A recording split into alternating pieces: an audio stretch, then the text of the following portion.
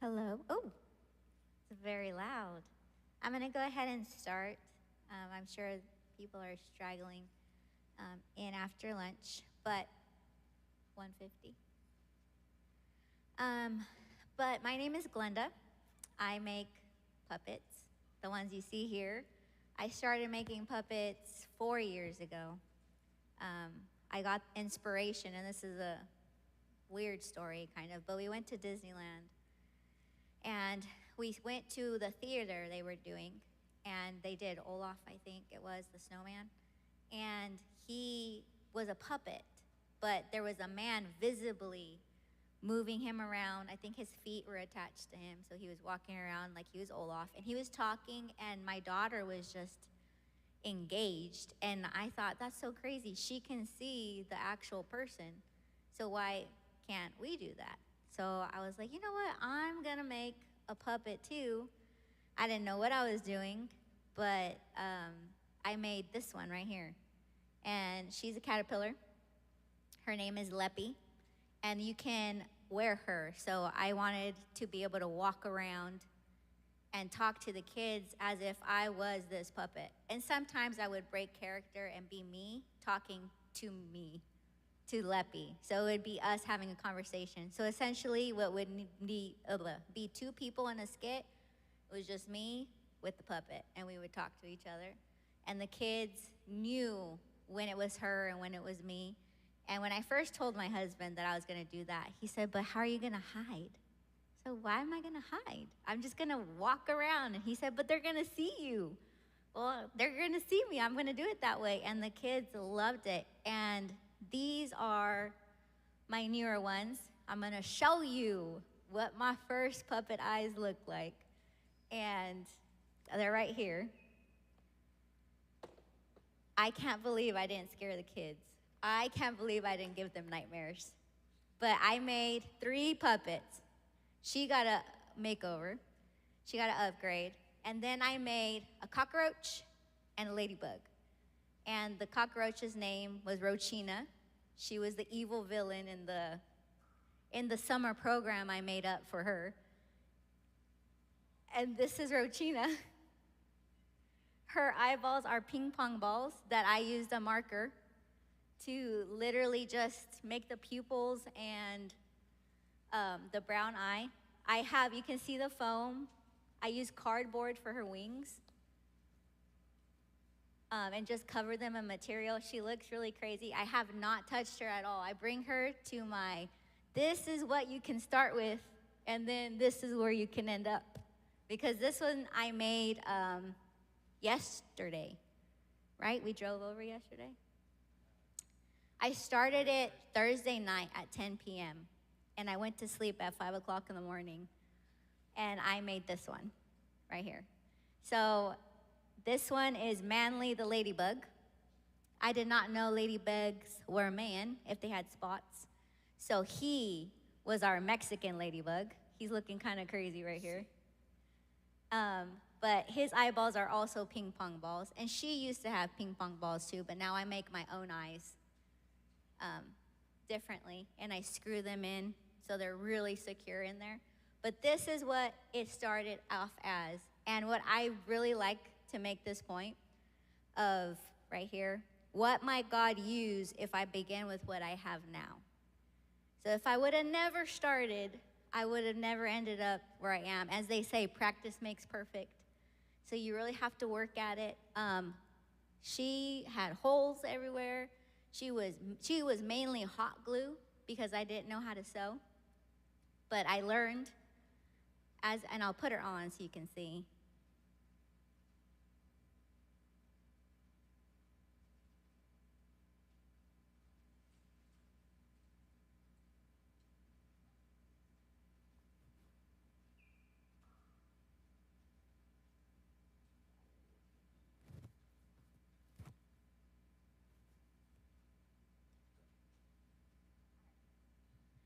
Okay, so essentially it's me, and then I would be, hi guys, today we're gonna talk about sin and how we don't like that. And then it would be me, and then, oh my goodness, I love your dress.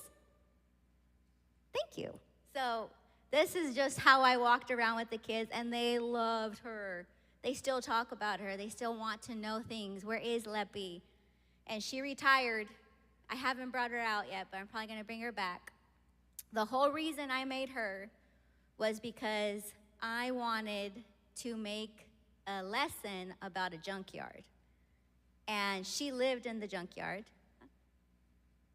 She lived in the junkyard, and she wanted to get out of the junkyard. And Rochina, that was her domain. She lived in the junkyard. She ran the junkyard. And Manly, the ladybug, had made his life there. He wasn't from there, but he made it there. And Leppy always wanted to get out. So she wanted to get out of where she was at. She wanted to get bigger places. And the whole thing was God is bigger. And we would use different, God is bigger than fear, God is bigger than anxiety, God is bigger. And at the end, we use God is bigger than death.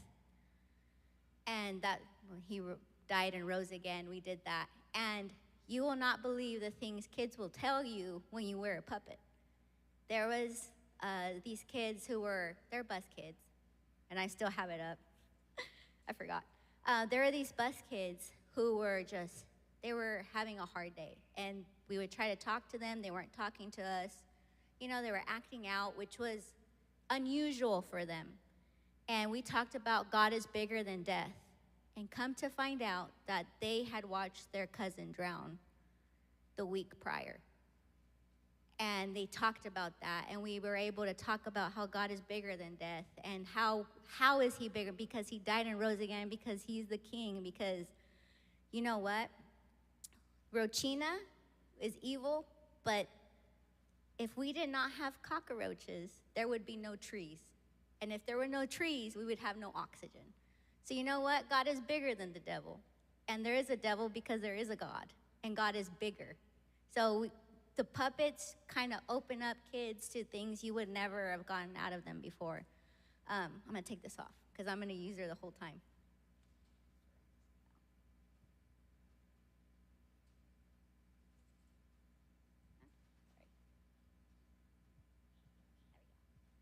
Anyways, so I started off with her, and I'm going to try and stick to my notes. I tend to go away because my mind's like, woo, all over the place.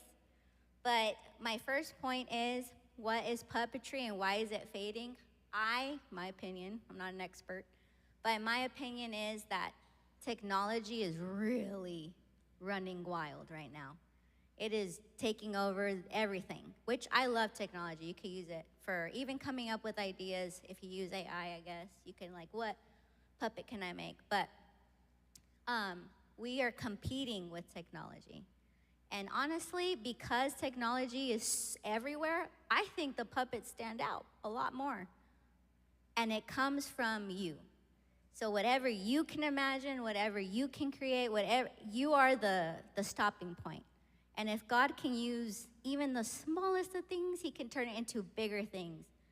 And you can use a sock. I mean, I've done different stuff. I used to do a paper bag, just silly little things. And if it's eye-catching, I think. I love object lessons. My mind tends to wander, so I assume kids probably wander faster. And I think, okay. And I'm going to show you the second puppet I made. So this is the first one, and I jumped. Don't do this. I went from this to if you can turn on the dragon puppet one. I'm not sure. Yeah. She had smoke coming out of her nose. Her eyes could blink, and she was an experiment gone wrong, is what we did a science theme. You can kind of see the science theme in the background, but that's her. I hooked her up with a small fog machine. I put tubing in her head, and I made that out of foam. And something called foam clay, I think it is. And it ended up being very, like this. You could hit her head like that. It's really hard. But that is the second puppet I made. So I jumped. I went too far. She didn't work really well. Her mouth was hard to move. She was cool to look at, but not cool to use. And the kids, some of them got scared. I don't know why. Why they would get scared of that. She was, so I did make her teeth goofy and made her mouth kind of lopsided, and they were better because she had nice pointy teeth. She was very good, but after the kids were like, ah, scared, I made her teeth look weird and her jaw sideways, and then they were okay. But that is Izzy the dragon, and she comes out randomly, and we use her for the evil parts because she doesn't look very cutesy. She does look more evil. But that was the second one I made, and we use puppets in Sunday school to capture kids' attention and imagination. We make stories memorable. The kids still remember the cockroach. She is so ugly in my personal opinion. I should have never done that. But if I never would have, we wouldn't have gotten here. So practice makes perfect. Give kids a way to engage and participate. I have let the kids use the puppets. When we do puppet shows, they love to use the puppets. And you know what? It's okay if it doesn't look perfect. They will remember that. Our son is 3 years old, and he loves puppets. I mean, we have to sleep. It'll be my husband, me, Herb the puppet, and Rhett. And we would have to put Herb the puppet to sleep so he would go to sleep.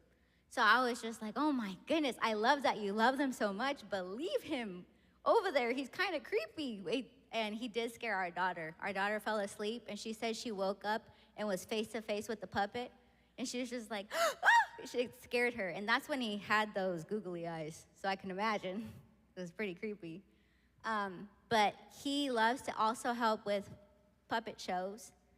Last night we had she said she was 8. She did the signs, some of the signs in there. And she had a good time, and she remembered. She learned, I'm not sure if she already knew the order of the armor of God, but she remembered because that was the sign she was doing. And the kids will remember the songs, and they love to be a part of it. What time is it? I tend to go over sometimes, till 6. Okay. We make our own puppet songs. So like we played last night, we record the voices, add sound effects, and then use the song. So my husband's gonna turn one of them on, and I can tell you. This was last night? No. Oh no. What if something happens? This one is about King Jehoshaphat. Hey, electrified. There you are. That's Herb. I'm looking all over for you. The army is waiting. Dude, I'm not going. I'm scared. Did you see how many soldiers are out there? I know, but do you remember who is fighting for us? God? Yeah, that's right. King Jehoshaphat didn't know how God was going to do it. We'll just wait until we get to the music part. He trusted God and believed he would fight the battle. So, I don't have to let fear win? No way. God is bigger than your fear. When we don't know what to do, we pray. And something happens when we call on his name. So then we go into something happens. Something happens when I call your name. Something happens. And then that's going to be just the electrify that was scared. And then the choir comes in. So we will take stuff out of songs, leave songs up. Like last night, the guitar solo. Power does have a guitar, but it's not that loud. And I told my brother-in-law, he's the one that does it all for me. I said, can you please make the guitar really loud? Like, I want that to pop up because kids, they like hype. They like, who doesn't? And we're going to go off of that, and they're going to get a good song and power-filled with the Spirit. I love that song. It talks about the Holy Ghost. It talks about who Jesus is, like stuff like that.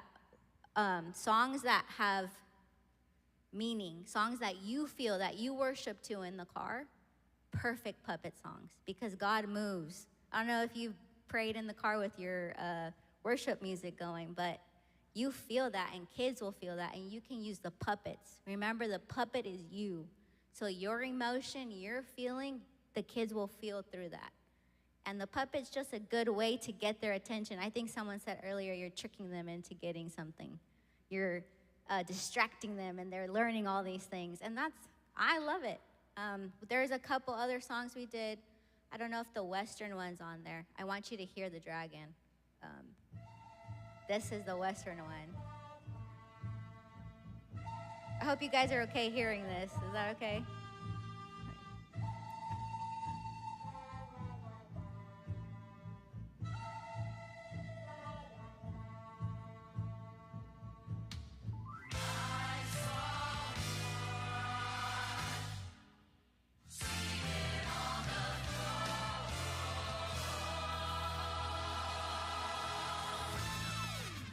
So we started it off with the music, and it was a Western theme, so we added that background, and they were having a gunfight. So the Herb was having a gunfight with the devil. So we're doing all this, and the choir's in the back singing.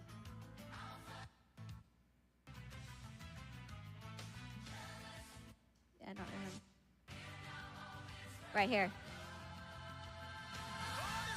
So this is Brother Urshan preaching, and we have a very big puppet that he's massive. He looks like these guys, but you need 2 people inside to do the arms, and 1 person, so it takes 3 people to do it. And he came out and was preaching, and I could hear the kids clapping, even the adults screaming, like, because you feel it. I mean, he's really preaching. I don't know if you can hear it. Oh, this is the wrong one. Right here where they're singing quietly is where Herb and the dragon are talking to each other. But that must be one of the ones we did before. But it's okay. You get the idea. We added voices into the song so the kids would still get, I guess we're overstimulating them a little bit because it's black light, like last night, all this noise, but it has their attention. And we do that. I'm not sure what program he uses, but he does that for me. And I'm so thankful that we have him. I'm going to keep going. Let's see. So be intentional. Puppets can be silly, and puppets can be serious. Puppets give children a safe way to explore big feelings, grief, doubt, fear, even forgiveness without embarrassment. For whatever reason, the puppets they can be embarrassing, and the kids like that. They can be sad. The kids feel that. The kids feel your emotion. And we have even cried with the puppets, and the kids will cry. I've cried with her. We did a Job skit, and we went through Job in the beginning. It was really funny. She was telling the story. My husband was Job. We were narrating, and then once he started losing everything, we started crying. Say that, me and Leppy. Started crying because I really did feel it. I felt the emotion of it, and when I started crying, the kids started crying. And it led right into a really good altar call. I think that's when we did it in the main sanctuary. And when I looked at the altar, there were adults crying. So the puppets are just, I love puppets. And you can start anywhere. I think you can look up YouTube videos, how to do it. What's his name? There's a man who makes puppets. For the dragon puppet, I was all over the place. I was looking on Pinterest. I was doing all kinds of random stuff, but there's someone who does it step by step. Not like this. It won't turn out like this. I would have to probably make a video, but you can use hot glue. You don't have to sew it all. It doesn't have to be perfect. We can see with these guys right here. I mean, I think there's still a lot of pins in it. They're just called pins?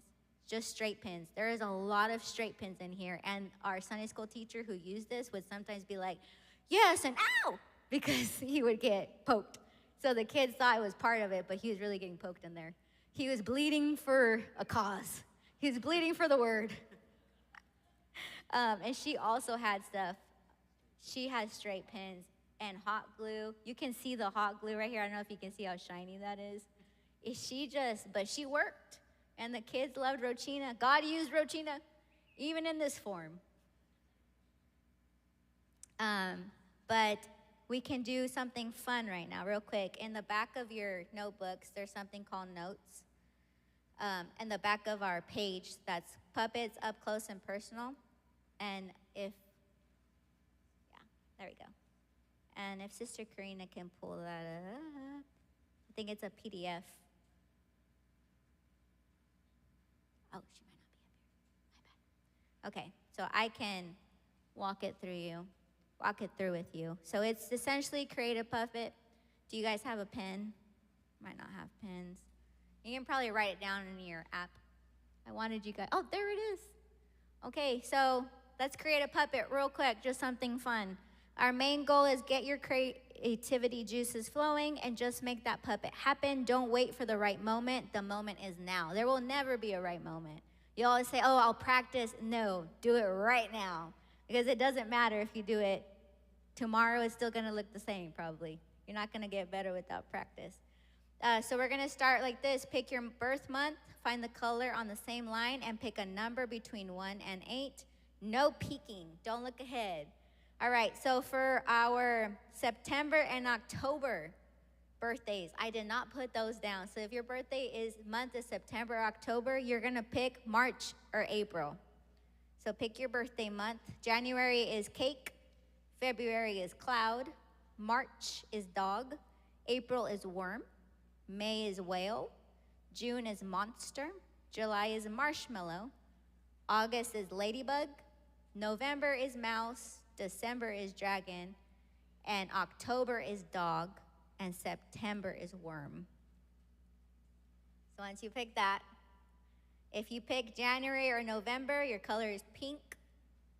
If you pick February or December, your color is blue. If you picked March and September, your color is yellow.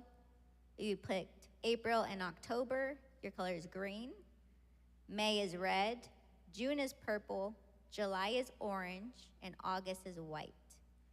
Now you're gonna pick your favorite number between 1 and 8, and then I'll read them off. So real quick, 1 and 8.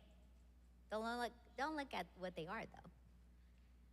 Number 1, your puppet is gonna have orange eyebrows, so this will be like the focal point.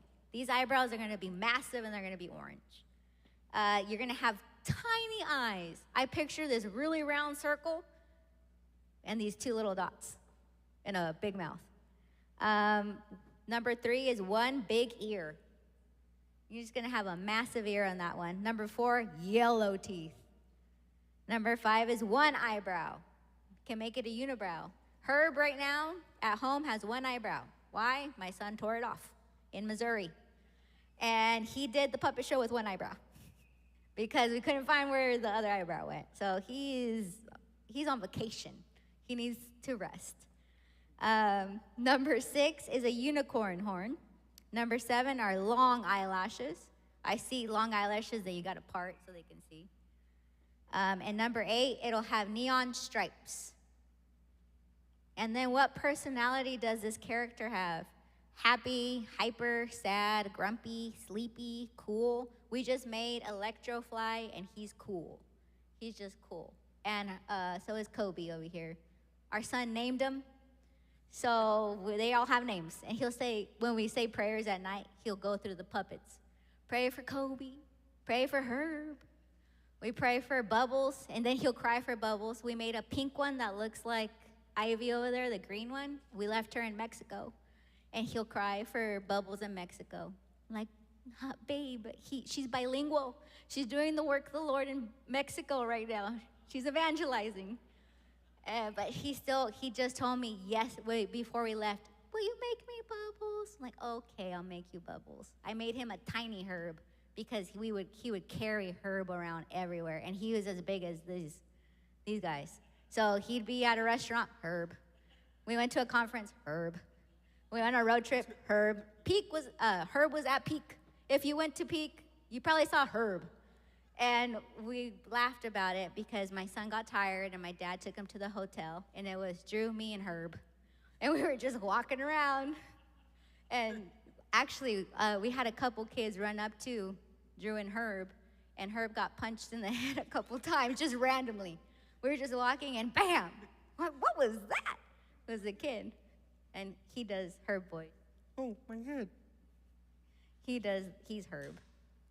And then we have Lou, he's purple. Then my sister named all the birds. I have more birds at home, but I only brought these 3.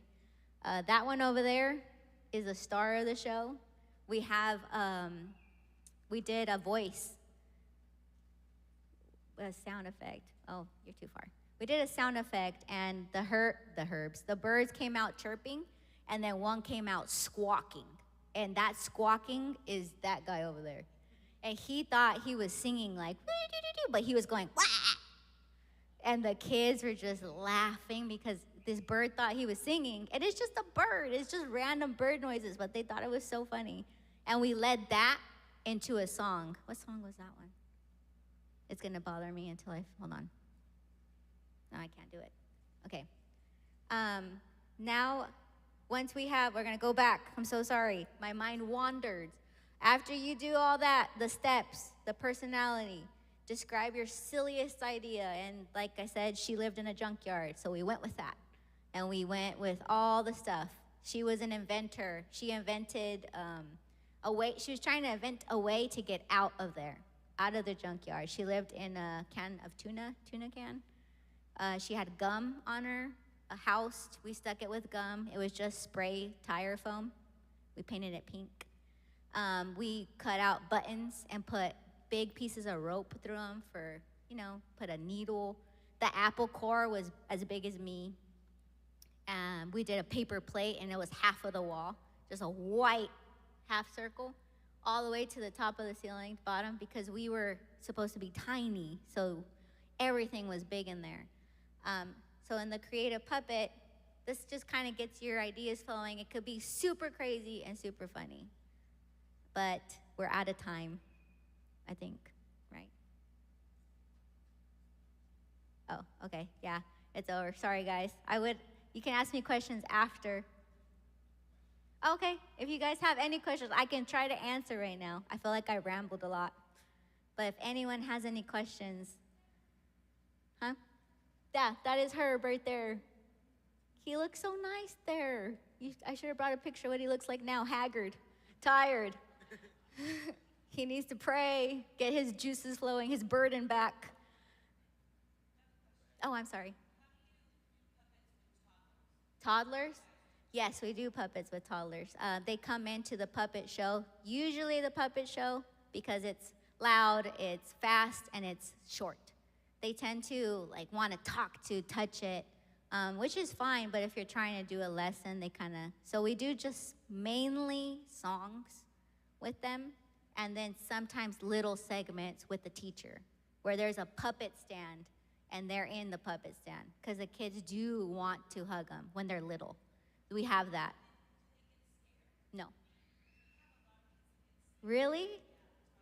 The dragon is scary. Mm-hmm. Yeah. Oh, no, yeah. No, we have not had the toddlers cry. Who is scared of the puppets is our dog. So if you do Sunday school with pets, they're going to be scared. Our dog is very scared. But that's it. They're telling me it's done. You can ask me questions after or find me anywhere. I don't mind. Okay. Thank you, everyone.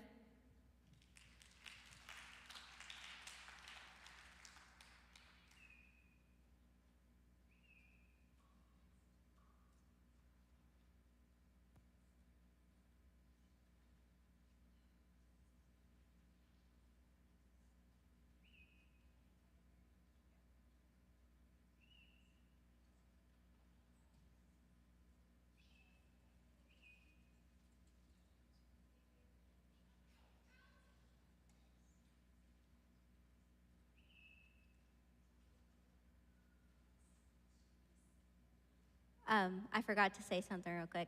If I'm starting to make videos of how I make them on Instagram, it's Live Loud Puppets, if you want to see it.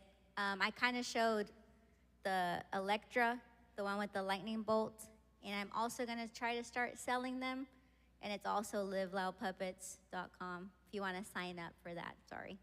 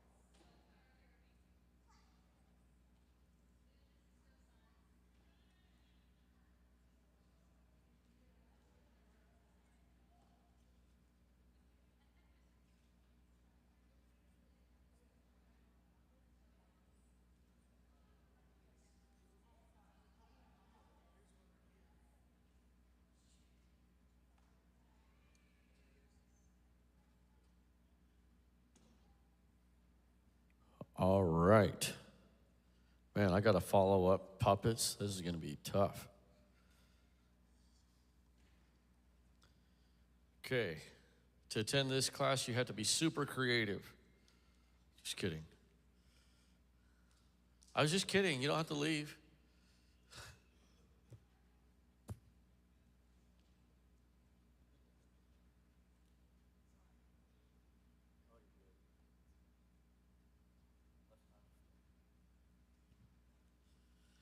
All right, not creative, let's fix that. So I'm going to start off with this is why there's even a need to be creative. And I think that you can definitely be a good and effective Sunday school worker, kidmin leader without being creative. I get accused of being creative all the time, but as we go through this class, maybe you'll see that I think that there's, it's not as mystical as some people make it out to be. So one of the reasons why is kids remember stories and feelings more than lessons. I have this, there's a handout in here somewhere for this. I'm not creative, let's fix that.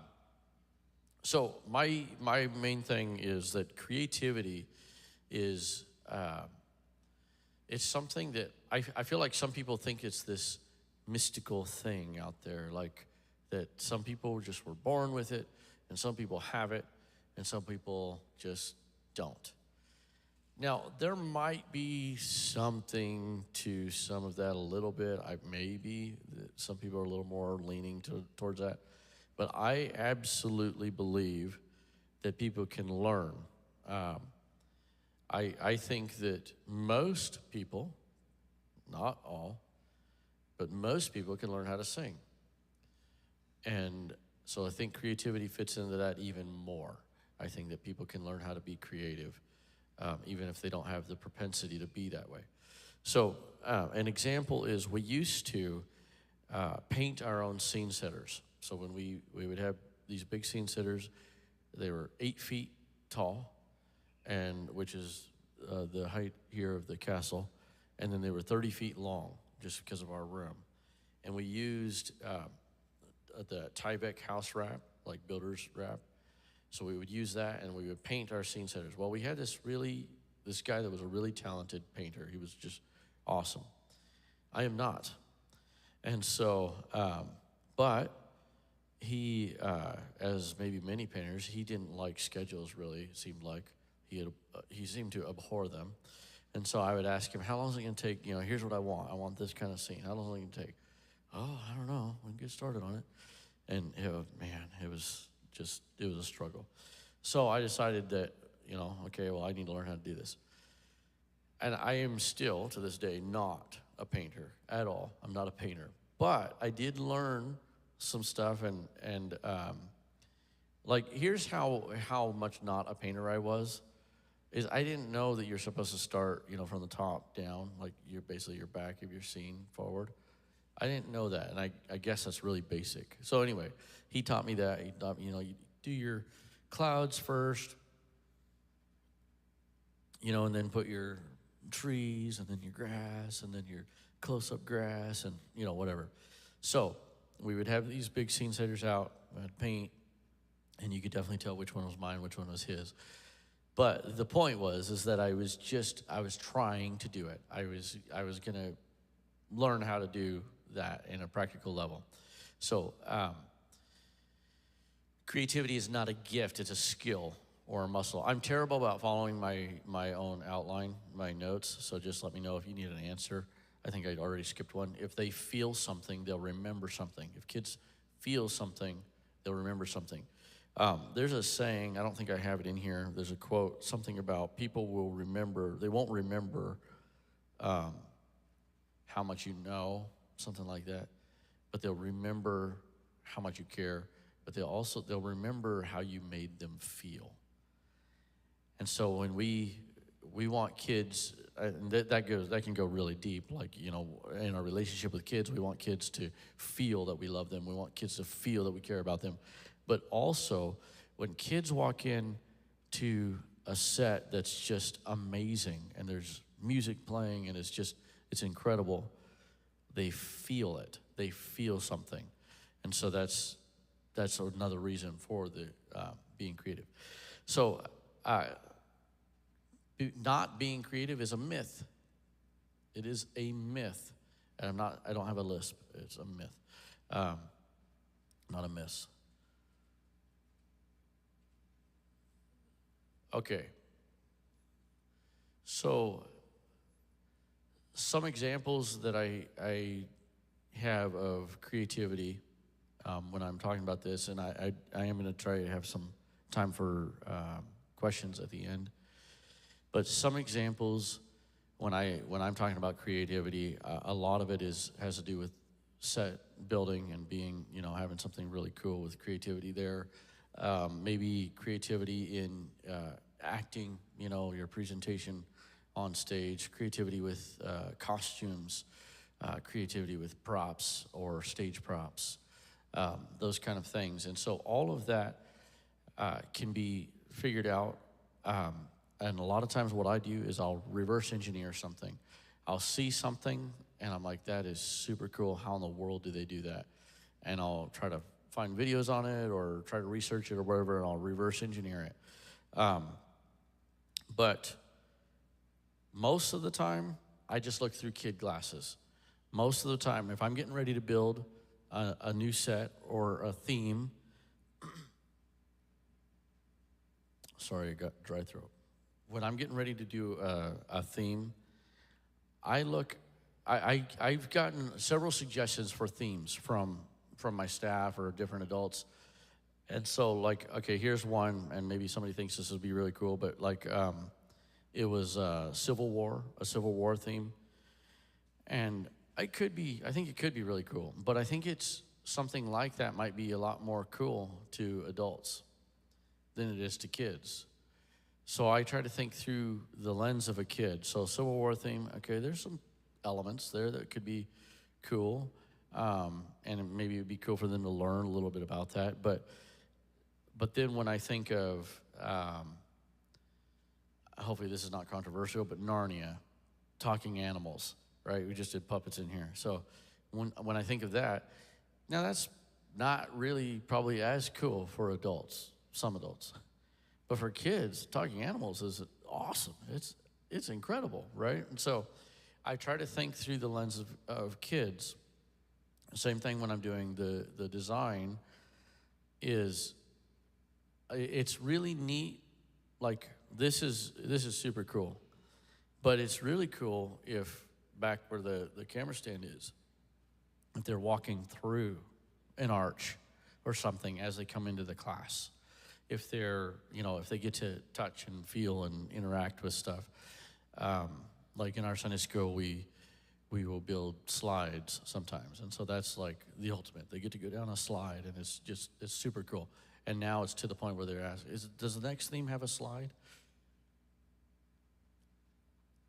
So that's kind of where I'm coming from with how do I be creative is a big part of it.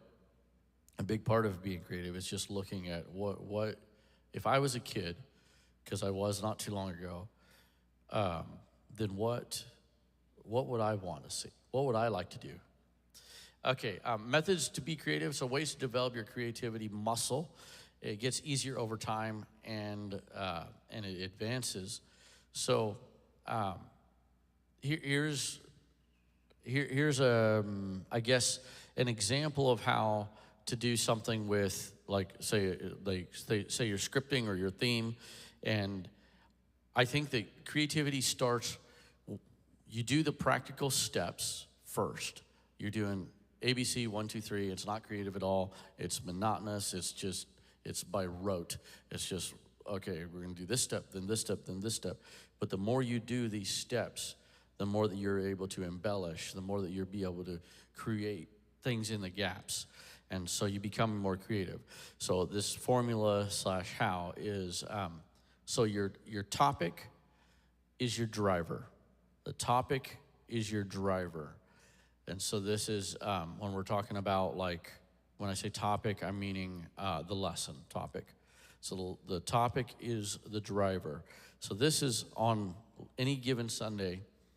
If you have, let's say that we're learning about forgiveness. And so if you know that forgiveness is the topic, so that drives everything else. That drives everything that you're going to do in that Sunday school setting. The story is the framework. So that's on the handout. Story equals framework. So you have the topic that's what drives everything you're doing. And if you're writing this, same thing. If you're writing something, we have curriculum out there, so I'm not really talking about that. But if you are writing, that's a good way to remember it as well, is your topic is your driver, create the story, and make sure everything's pointing to that topic. And then your characters are the hook. Okay, and so characters are the hook. Kids remember characters. You can have characters can be like, I don't think we gave her a name. Last night, Lene, she did such an incredible job as the Dunce Knight. She did great. And so that's a character, and I think she said she has a character that does some of that stuff. Meemaw, that's what it was. But that's something that's memorable, and so the kids can connect to characters. Now, the more that you use this topic, the topic and the story, and you tie that into your character, and you have that topic in the back of your head, everything that you do, that's the driver, everything that you do. The more that you can, like I said, fill in those gaps, the more that you can embellish it, the more you can do different things, be creative with it. Okay, so all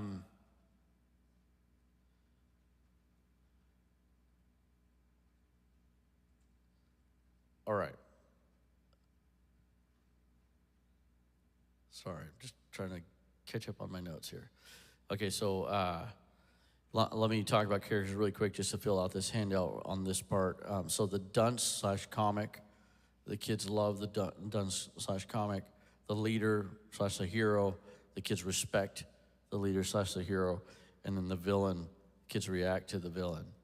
All right, so be intentional, reverse engineer, and think in extremes. Okay, does everyone, or let me just explain what a caricature is.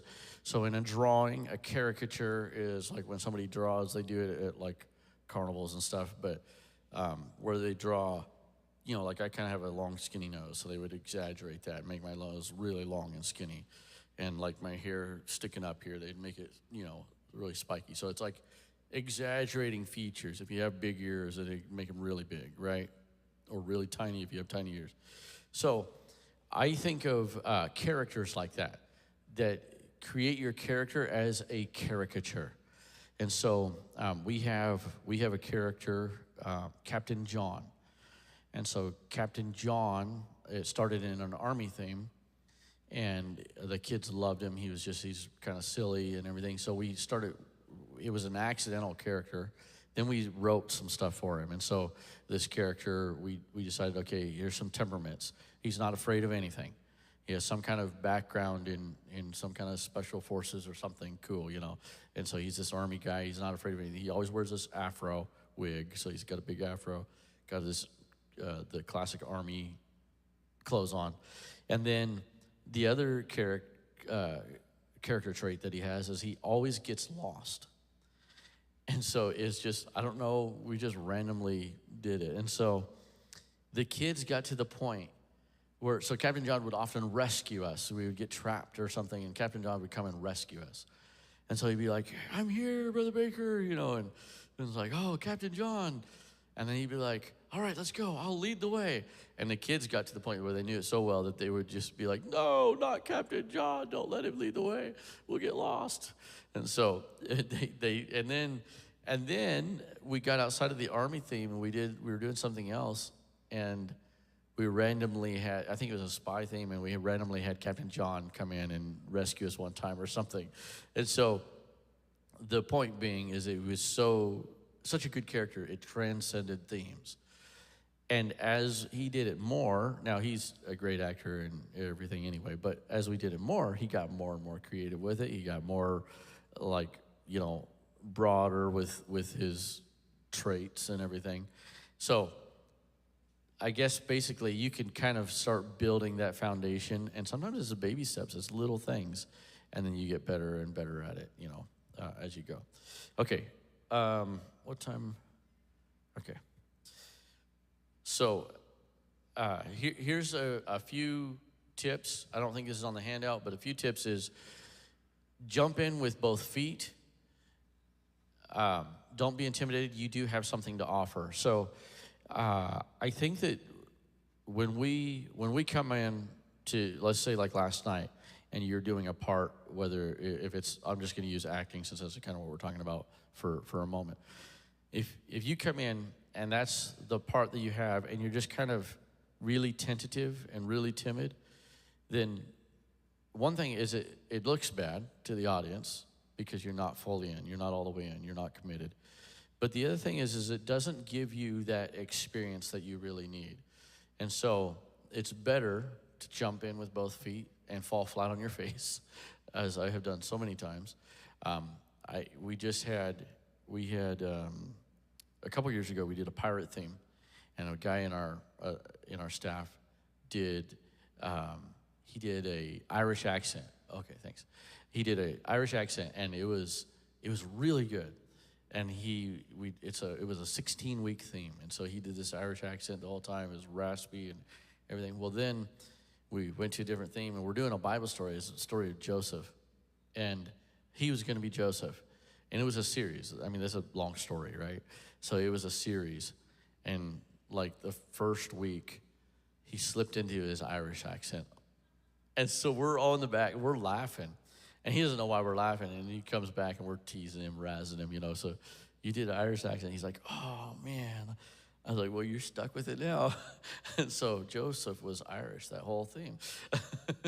So you can make mistakes, and it's fine. You just work through it.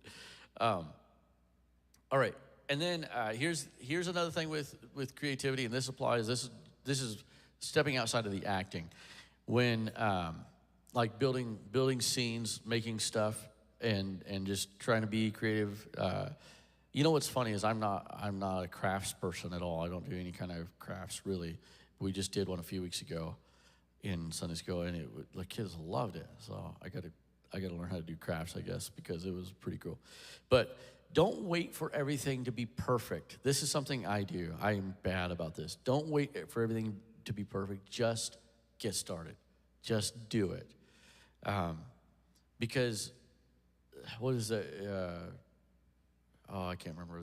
There's a quote. But don't wait for everything to be perfect. Just get it started.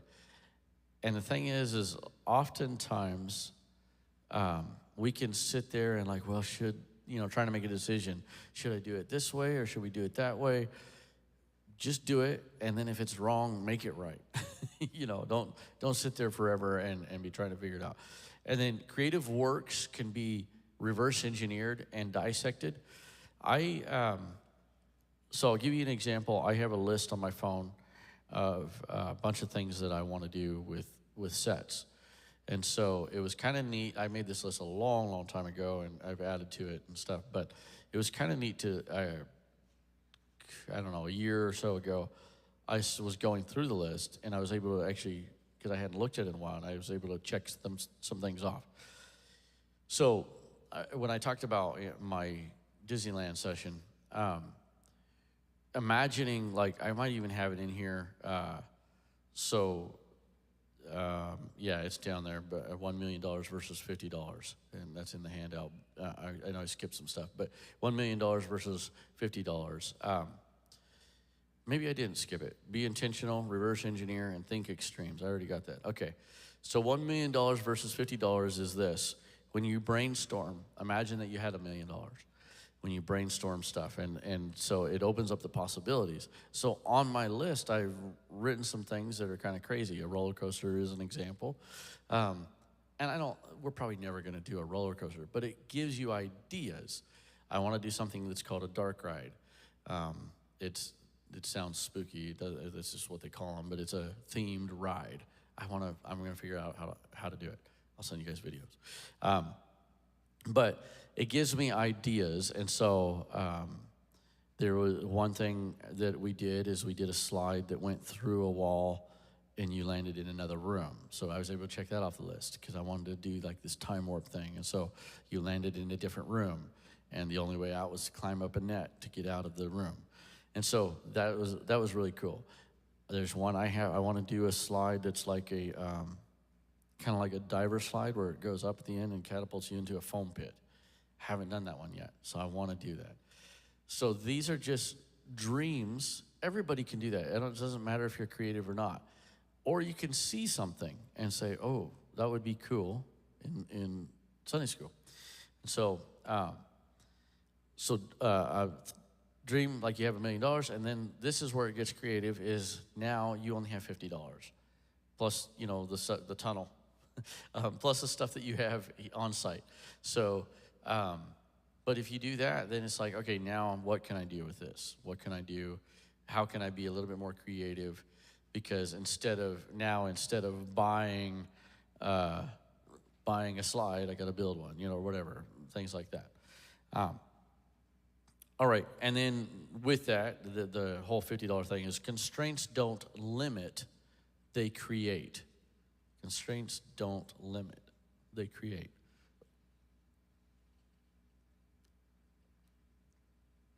All right, 5 minutes to go, and I'm going to try to have some time for questions at the end, so have all your questions ready. On the thing about perfect, Seth Godin talks about in one of his books, make it ready to ship. Basically, when you are working on a project, you're being creative, and we often want it to be just right. We want it to be just perfect, but just make it ready to ship because, man, most of us have many, many, many years left in Sunday school ministry. And so make it ready to ship, and we're going to do more on the next one. And so just get it done. It doesn't have to be perfect. Okay.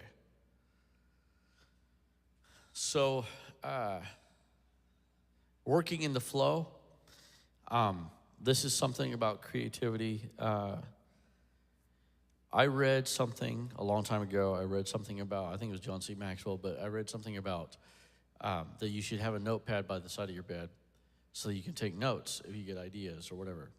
Now, I have been blessed, I think is a blessing. I'm not sure if my wife agrees, but I have been blessed that I can fall asleep in like 30 seconds, and I typically don't wake up until my alarm goes off. It's fantastic. But I decided, okay, I'm going to do this. This is cool. Well, I've learned to shut my brain off because I know I can't do anything about anything when I go to bed. So it was kind of a waste of time because I go to bed and I fall asleep. I wake up in the morning.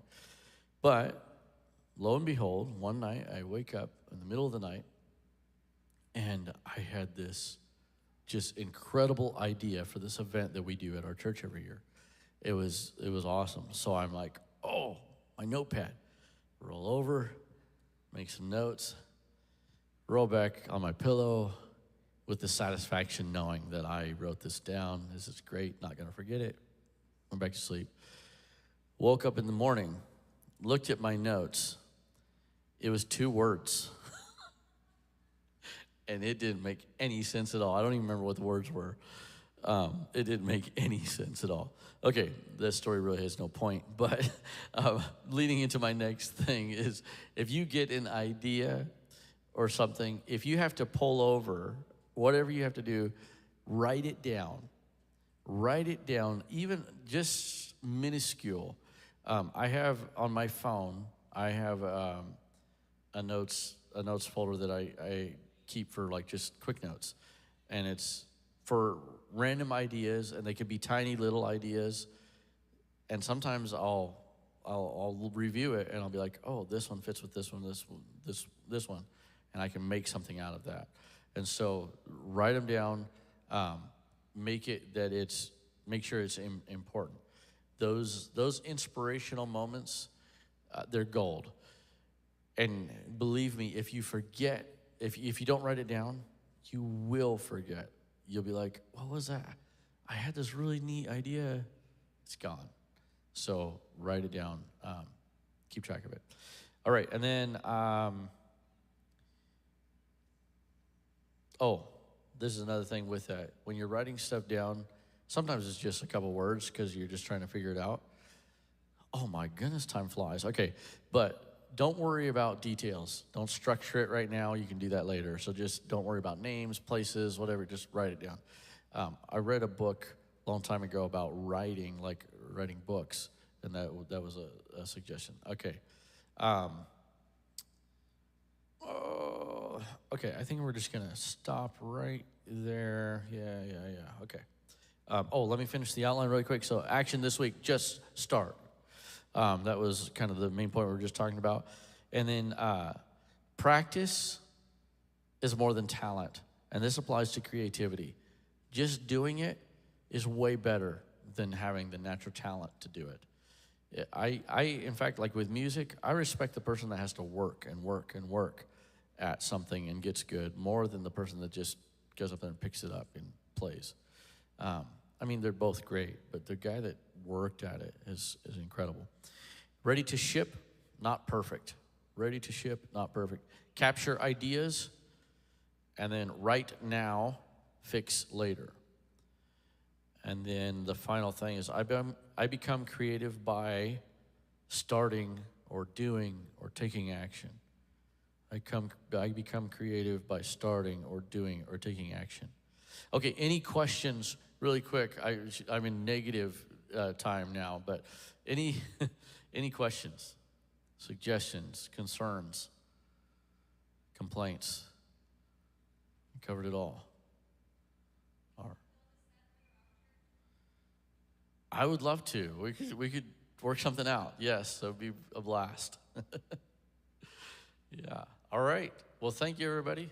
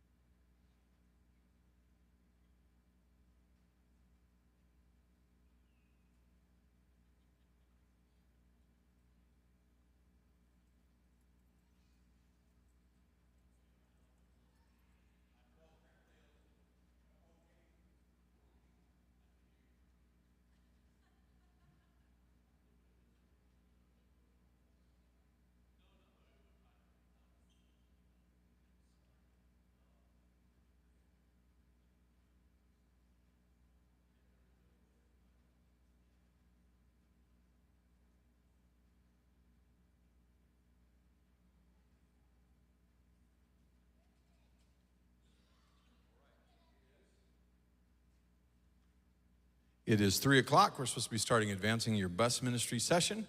I only see a few, so we'll wait just a hair, see if any more are coming.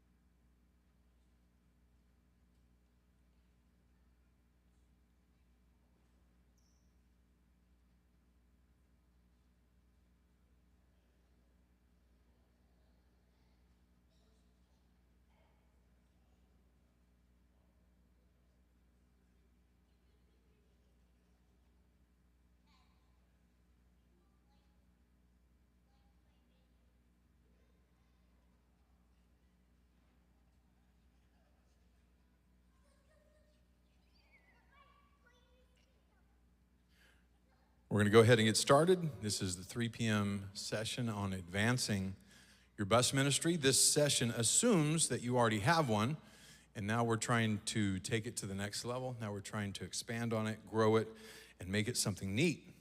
So how do we take it to the next level? Now, we all know, if you started a bus ministry already, that starting it takes a lot of work. Starting a bus ministry is brutal. It is tough to get it off the ground. Starting a new route on an existing bus ministry is tough. It takes a lot of work to get it off the ground. But once you have it going, you can, if you're not careful, get on autopilot. And you can allow it just to kind of happen on its own, and what happens, happens. But we all know that things don't coast uphill very often. They coast downhill, and I know, and I'm speaking from experience, that our church, that if you're not pushing, it's going to stall. If you're not pushing, if you're not trying to accelerate your bus ministry, you're not going to stay where you're at. You're going to end up coasting downhill, and it's going to get smaller. Things are going to start to get a little weak in some certain areas. And again, I'm talking about our church. I know from experience because this has happened to us. And we're constantly in a state of reworking and revamping and pushing it to get it where it needs to go. But we talked about starting it takes a lot of work. If you're not careful, having it just continue on, if you're not careful, it doesn't take a whole lot of work. But pushing it to the next level takes a lot of work. There's just, that word is going to come into play a lot here, work. It's just a lot of work. So before we start, we want to make it clear that if you're not going to give bus ministry all you have, it's probably not for you. If this isn't something that you're going to be completely devoted to, be all in, completely passionate about, this is probably not a good fit for you because it requires someone that is completely 100% committed. You can't go through the motions. It reminds me of Ecclesiastes 9:10, whatsoever thy hand findeth to do, do it just when you have time, do it just when it feels good, do it just when you have the right people in the right spots. We all know it doesn't say that. It says, whatsoever thy hand findeth to do it with thy might, for there is no work, nor device, nor knowledge, nor wisdom in the grave whither thou goest. Bus ministry takes a consuming passion by at least one person has got to be completely, totally eaten up with it. I mean, it has to be what you think about when you go to sleep at night. It has to be what you think about when you wake up. It has to be what you think about during the day. If you have a day job, that has to be what you think about at work. It's something that just eats you alive. And I'm telling you, that's the way it needs to be. You can still have a life outside of bus ministry, but it needs to be a passion. It needs to be something that you love doing more than just about anything. And that's what will take it to the next level. So think right now for me, at your church, who is that person? Who's the person that either is consumed by it or should be? Just think about it. Don't say it out loud. This is all personal intro thoughts. Think for a second. Do you have a name picked out? Whoever you're thinking of is likely wrong because it's you that I'm talking about. You're the one. You can't point at anybody else and have them be consumed by something. You have to call on yourself and say, that person is me. I'm the one that can take this to the next level, and I'm not going to be disappointed. And if somebody else doesn't feel as strongly about it, I have to be the one. Now, with that said, you have to have a team to do it. You can't do it by yourself. Now, you can start it by yourself. I know many great bus ministries that were started because one person made up their mind that we're going to change our city. And they started a route, and they really made a big impact and started a bus ministry. But to take it to the next level, which is what this session's about, you can't be a one-man band. You have to have a team. You have to have more people. You have to have more workers on your route. You have to have more drivers. You have to have people that are here at the church waiting for them to come and getting them integrated into the classes. It has to be a team effort. You cannot do this by yourself forever. Now, you can start it, but you can't continue it by yourself. So you've got to get other people involved. You need a team. I'm going to highly recommend a resource. Read the book. If you don't get anything else out of this, please write this down. Whose Child Is This by Bill Wilson. It's a book you've got to read. You have to read it. If you're involved in bus ministry, I think everybody on your team should read it. It's an incredible book, and it will change how you see bus ministry. Whose Child Is This by Bill Wilson. And just to give you a sneak preview into the book, this man turned a bus ministry, and he started several, but in New York City, in the ghettoest of the ghetto of New York City, he is picking up, at last count, 50,000 kids on buses to come to church. 50,000 from this one man starting it, getting a team around him. They are now, I don't remember how many buses they are running, but they're running it 2 or 3 times per day for multiple days to bring them all to church, because that's how many kids they have. And now they have it spread across in different countries, and they're doing this on a bigger scale even than that. So read the book, Whose Child Is This by Bill Wilson. This is not an apostolic, but it will inspire you. This is not an apostolic, but the passion this man has will shame most of us apostolics. And it is not just a good read, it's something that you need to just trying to get some of this man's vision and burden from this book. You need to make up your mind that if nobody else shows up for outreach, I'll be there. If nobody else drives a bus, I will. In fact, Brother Julian Estrada, he's a great guy from our church. He was running our bus ministry for many years.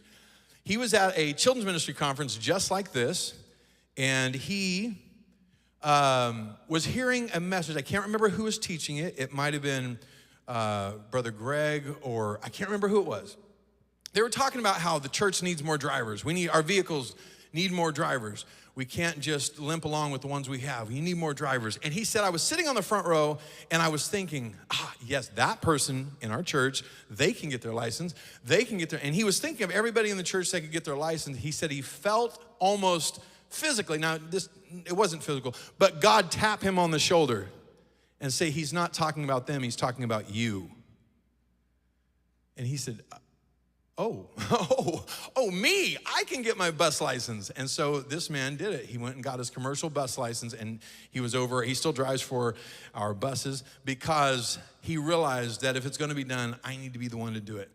Ask me if I have my commercial driver's license. The answer is yes, because I was hassling so many other people. Hey man, will you drive for us this Sunday? I can't. And I was getting frustrated with all of our drivers. And I didn't quite feel it as strongly as Brother Julian, but I realized, how can I give somebody a hard time to drive our buses if I'm not willing to do it? And so I have my commercial driver's license for that reason.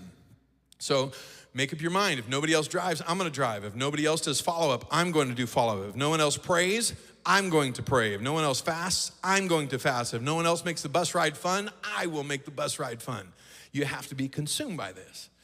And a good place to start with taking this to the next level is, before you make any changes, get an assessment of where you're at. You gotta have a baseline. This is where we're at right now, and this is where I wanna be. You have to figure out where you're at first. Rate yourself between 1 and 10, both yourself and your bus ministry as a whole, on your burden and passion, your level of burden and passion. Rate yourself on how well you communicate with the rest of the team. Rate yourself on how well you communicate with the parents and the kids you pick up. How well you do big events, how fun my bus ride is, how much time do I spend in prayer and fasting for the kids we pick up, how many kids are we seeing come in as a result and receiving the Holy Ghost, how many kids have we seen baptized off our bus routes, How smoothly does each Sunday go? What is the overall behavior of our children? What kind of discipline problems do we have? Assess student response. Do the kids want to come back? Are they excited when you pull up to their house? Or is it a grudging thing? I'm going because my mom makes me, or because they want to. Give yourself a weekly evaluation, an overall grade. Do this periodically throughout the year to make sure that we're improving, that we're getting to where we need to be. As we said before, without a baseline, you don't know if you're getting better or worse, but you do know that if things are staying the same, the only direction you can coast is downhill. Self-evaluation after each Sunday is very important. Don't consider it a threatening experience. It's nothing that you need to be worried about. Open yourself up to constructive criticism. That way you can get better. As a team, ask your team, hey, what could we have done better today? What could I have done better to help you on your route today? Ask yourself, why do we even have a bus ministry? Why do we have this thing? Is it just so we can have bigger Sunday morning numbers?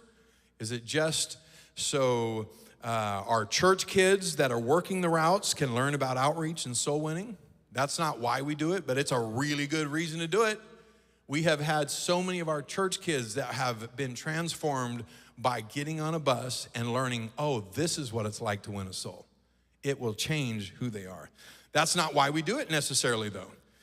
It is to get these kids that we pick up saved into heaven and discipled and living for God on their own. That's the ultimate goal. Now, I'm not going to ask for hands on this, but if you've done bus ministry very long at all, you know there's a point when the kids reach an age where they quit coming.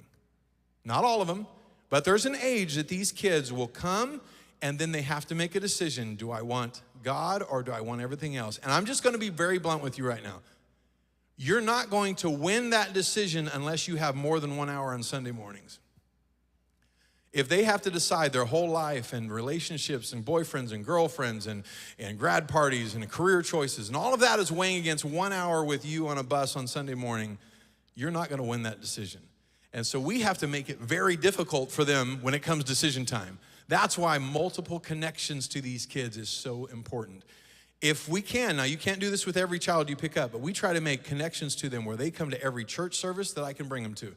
That's not on a church bus, that's in my personal car. I'm taking them as a friend. They are now coming with me. Now, I don't have time to qualify all of the being careful and making sure you have somebody else with you and signing permission slips. I'm not talking about that right now. I'm talking about multiple connections to these kids. Now they're not deciding against 1 hour church. They're also deciding against our friendship, against the relationship they built with the church, against all of these different things. I'm taking them to junior camp if I can. I'm taking them to youth events if I can. We're taking them to Peak. Yeah, we've taken bus kids to Peak before, because we want multiple connections to these kids. And now when it comes to time to decide, do I want a girlfriend outside of the church or do I want to live for God? That decision is sure a lot harder. I want it to be really easy on our side. I want it to be lopsided. Yes, I'm living for God because I'm not losing all of this. But it's not going to happen with just a bus ride Sunday morning and nothing else. In fact, every success story I have ever heard of a bus rider turning into something great for God is usually someone taking the extra steps with that child, someone making a connection, building a relationship with that family, and making them a key part of their lives. And many times that makes you have to make yourself vulnerable. You have to open yourself up. Like, this is uncomfortable. We've had kids that are so young and they're so dysfunctional. The families are so dysfunctional that you have to take them home just to give them the food they need because their parents aren't taking care of them. We went to their houses sometimes and we have to give them haircuts in their house and change them at their house because they're so dysfunctional they can't take care of themselves, and CPS is threatening to take them away. We had CPS show up at our church to pick up a family, and they said if they quit coming to church, we're taking them from their parents. They said, you let us know if they quit coming to this church, you're the only reason that these kids are allowed to stay with their parents, because we were helping keep that family together. So we have to be more than just a 1 hour a week program. That same family that I was just referring to, there was one of the boys that had really connected with one of our bus workers. And we just know sometimes You know, you're dealing with the most unstable part of society. And so no matter how much you connect with people, you're going to lose some of them. It's just part of it. It's part of it. And so this family had drifted away. Many years later, out of the blue, they get a phone call. They said, hey, you remember me? I said, I kept your phone number all these years. They said, I'm in town. Can we meet up? And this young boy had grown up, but he had never forgot that relationship that he had created with that bus worker. Now he's a man. Now he's grown up, and now he's trying to get life figured out. And he knew that's where I need to go. In fact, speaking of bus ministry, I forgot where I was at. I'm in Elk Grove right now. I was just at Augusta, Georgia. A lady came up to me, and she said, I was saved from bus ministry. I said, really? She said, I was 11 years old. I got the Holy Ghost at Elk Grove, California. This is last week. This is last Sunday. She said, I got the Holy Ghost here. I was picked up on a bus. I was coming to this church.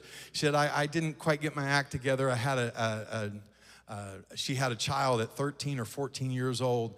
She was in and out of church. She said, I was 14 years old. I had a child. My mom and dad were out of my life. And she said, I didn't know what to do. I had nobody to rely on. She said, but I remember there was a church that loved me. This is last Sunday, brother. I just heard this story. And she said, I remember Elk Grove Church used to pick me up. She said, I went to the apartment. I didn't even live there. I just showed up at the apartment hoping I would run into them. She said, I showed up, and who was there? They were there, but one of them was actually moving into the apartment themselves. And she said, do you remember me? And she introduced herself, and sure enough, they created a conversation. Long story short, she moved in with that family and is living for God today because someone in this church took bus ministry to a next level, and you made a difference to a child. I can't believe I forgot that story. That just happened this weekend. Yeah. Because this church reached out and connected with somebody. Yeah. Oh, man, I can't believe it. That's not even in my notes. That just happened. So building relationships is so important. Just a couple weeks ago, I was walking into a gas station, and there was a man up at an ATM. He was doing whatever he's doing at an ATM. I walked by, just kind of nodded at him, walked past, and he said, hey, you don't remember me? I said, he's a man. I said, I'm sorry, I don't. He goes, your brother Philip, you picked me up. You would make me balloons. You'd take me on the bus to church. I said, oh, what's your name? And he tells me a name. He said, I still live in those apartments. I still live there. And he was so happy to see the person that used to pick him up. He's 30 years old, Brother Baker. He's 30 years old. We had picked him up when he was in his teens, but he had never forgot who picked him up. This makes a difference. If you do it right, you'll never, ever stop reaping the benefits of the seeds that you sow. We have to make the choice for these kids when they decide to live for God very, very difficult. We actually started something, and right now it is not active, but we want to get it rolling again. We called it, for lack of a better term, Adopt a Bus Kid program. Pretty clever. It's not clever at all. It's just something that we came up with. And so the idea was that every bus worker, they have to take one bus rider under their wing. Like that's I'm gonna mentor them. I'm going to really help this young person. I'm gonna bring them to church, and again, always have somebody else with you. You don't do anything by yourself, one-on-one. I don't have time to qualify all that. But being very careful, that is my bus rider that I am going to see saved no matter what. And that's the one, and it doesn't mean you ignore all the rest, of course, but if everybody found one, and you made a difference in that kid's life, imagine what would happen. And it started working. We started seeing kids get the Holy Ghost and be changed because of it. These bus riders we pick up shouldn't call this my church. It should be their church. I don't want them to say, hey, when are we going to your church? No. When are we going to this is your church as much as it is mine. This should be their church. So let's talk about outreach. Outreach. My daughter's sitting in the back, and she knows that outreach to me is not a part of bus ministry. It is bus ministry. It's not a half and half deal. In fact, I tell them, this is how strong we are about it. I don't care how many riders you picked up. I care how many workers showed up at outreach. That's what I care about.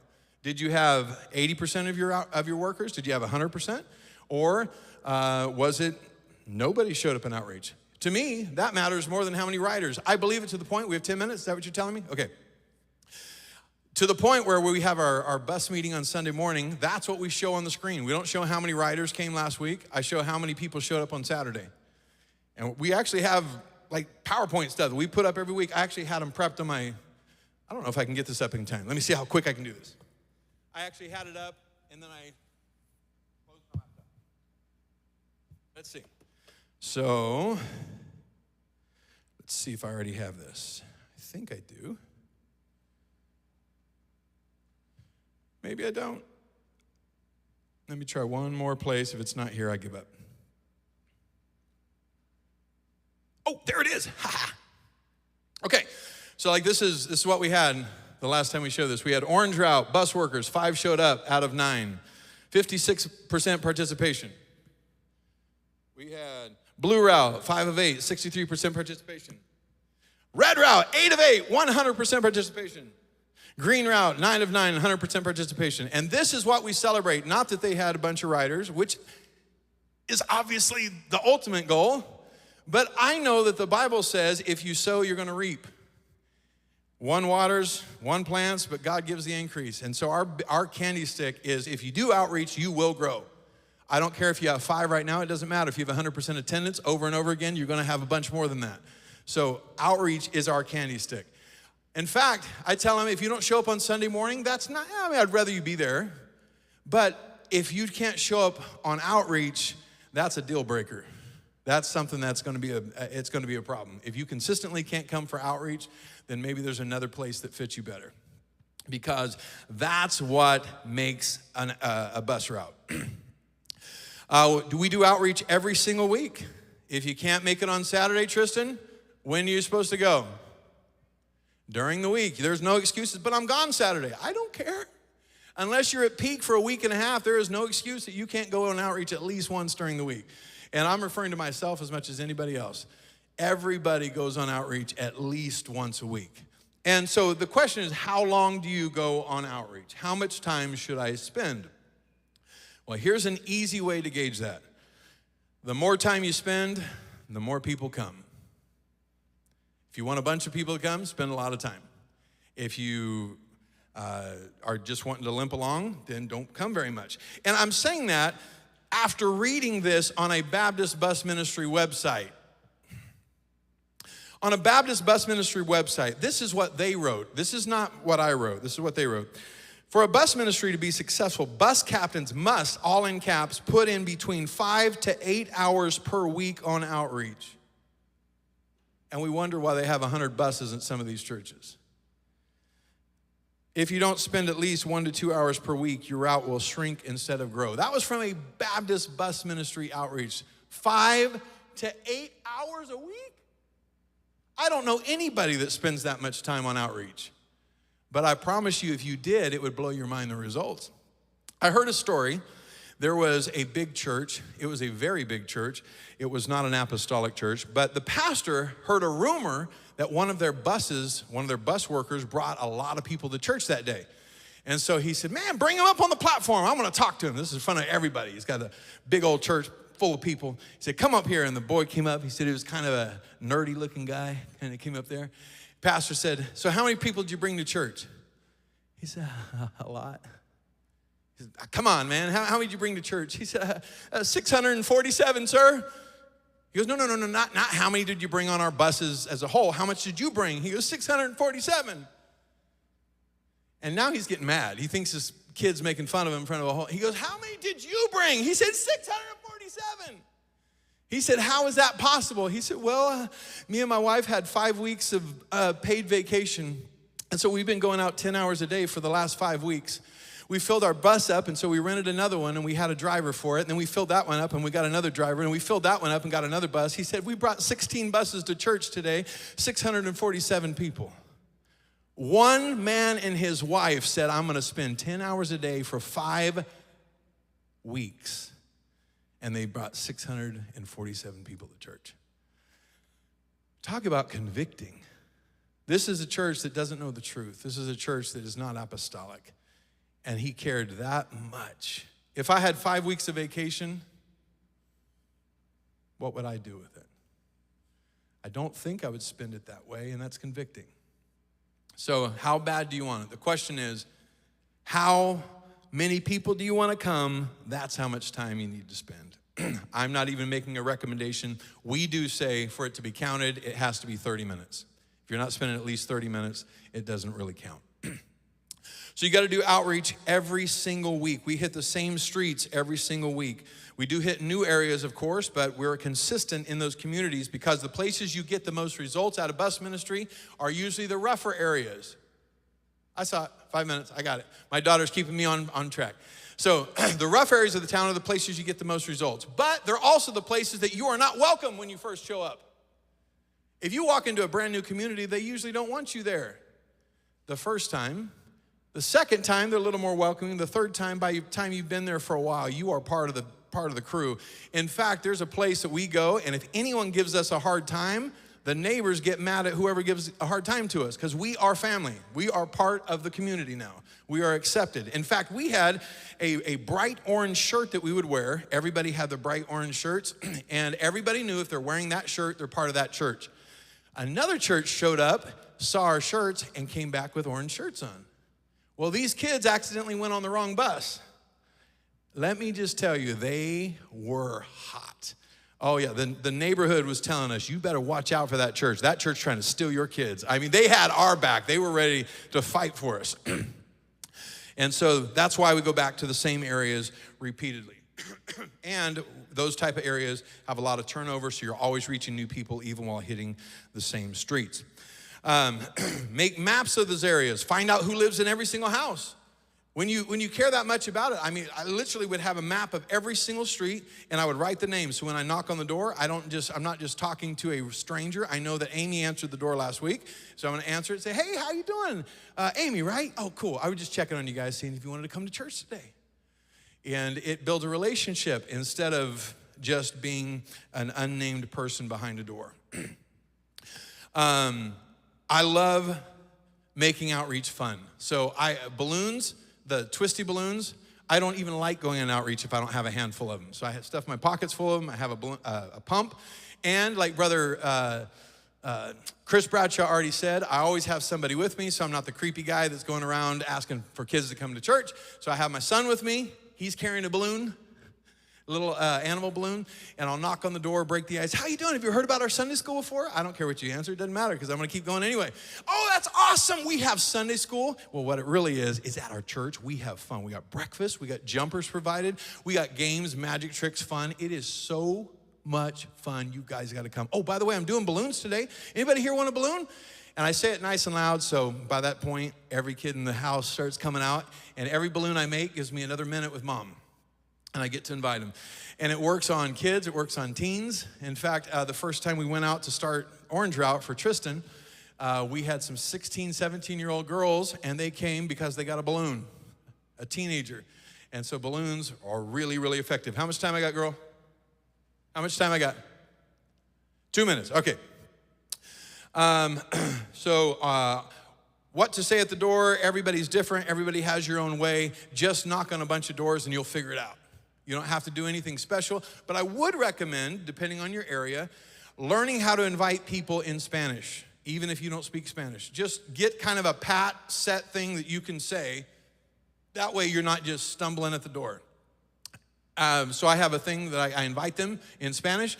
Whatever they say back is lost on me. I have no idea what they just said back. And I'm like, mi español es muy malo. Sorry, balloon? Yeah, it's bad. But I have invited people, and they've come. In fact, the first adult I ever brought was someone that didn't speak English at all because I at least tried. I tried, and they came because we at least had something to say. Make the ones that already come want to come back. How are we doing, girl? 1 minute. Make the trip fun. Ways to have fun. Have games on your bus. Decorate your bus. Have chants and songs on your bus. Every time we get to a railroad crossing, we open the doors and scream, hallelujah, as loud as we can. When we're coming back to the church, we roll all the windows down. We scream out the windows as loud as we can. Give me a J. Give me an E. Give me an S. S, you got your S. Give me an U. And then we go to the end. What's that spell? Jesus, King of Kings, Lord of Lords, who loves you, who's going to give you the Holy Ghost? Jesus, and the kids are screaming that with us, and we're having a good time. So we try to make the ride so much fun that even if they have a terrible class, they would come back because the ride was so much fun. And I'm getting the kill sign from my daughter, so we are done. If you have any questions, be happy to answer.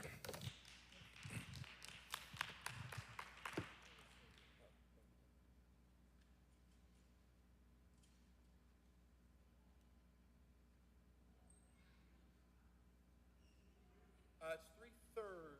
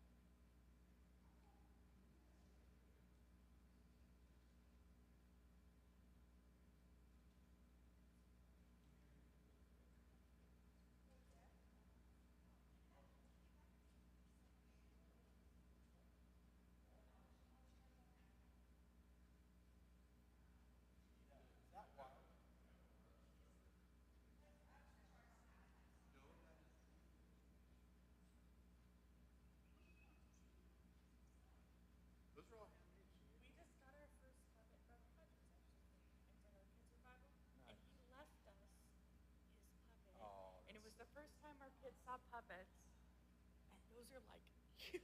And I've just never seen them. I just want to look at them. Everything. I just want to look at them.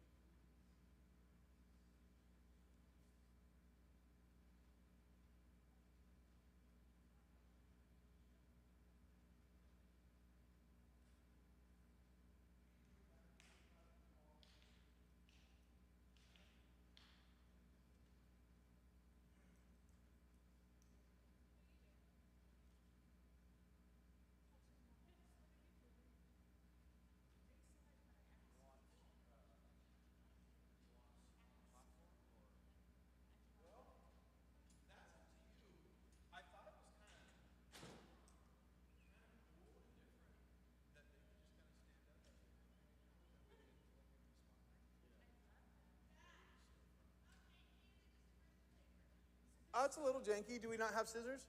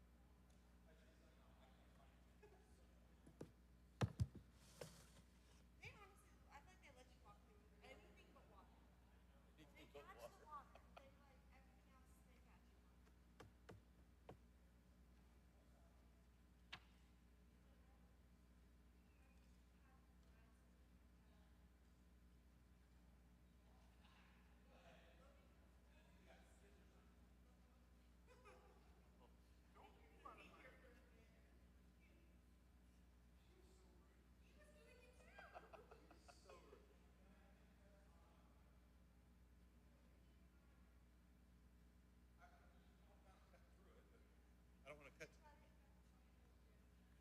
Where? Here? Okay, this is going to work. I know it is. It's actually not. I'm just pushing hard. Maybe you can help me get those in smaller pieces, girl. Well, you can fold them or something,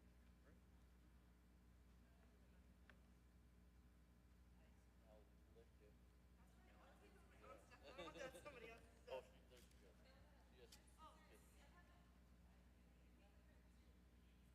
We're savages, sis. We don't know what we're doing.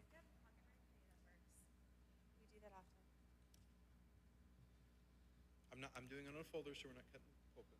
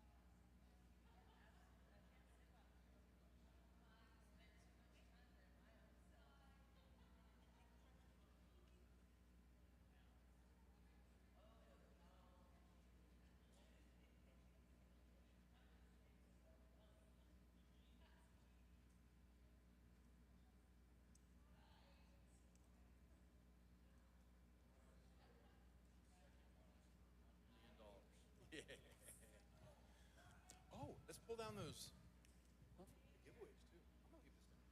Yeah. Heard this thing? It sounds like there's a motor on it. Listen. Wow. So I think there's people in other sessions that I think.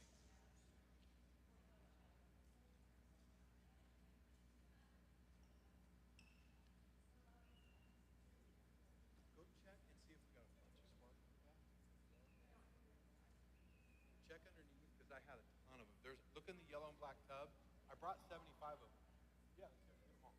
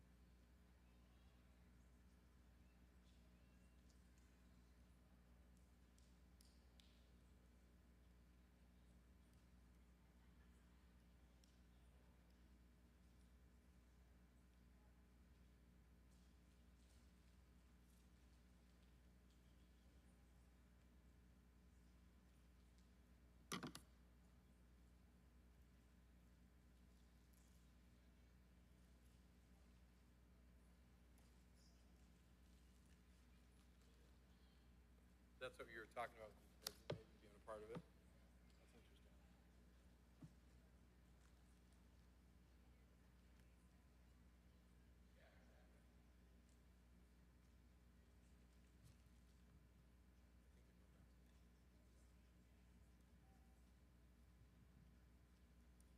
Can we convince you?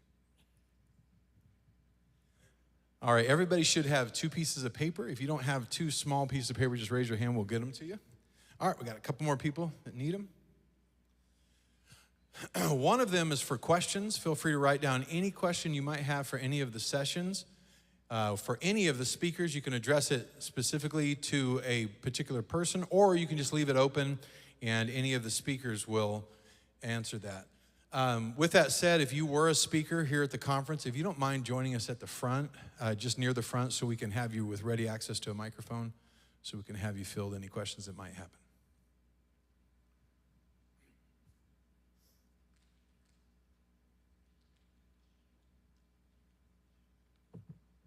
We got 5 minutes.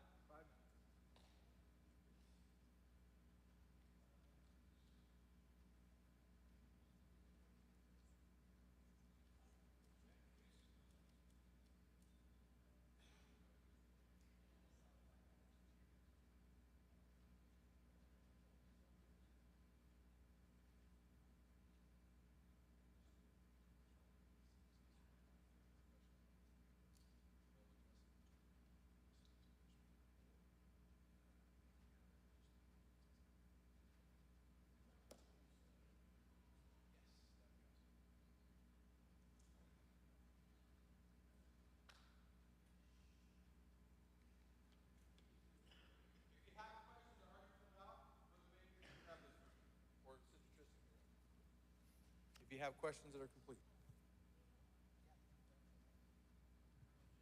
If you have questions already filled out, just give them to Brother Baker.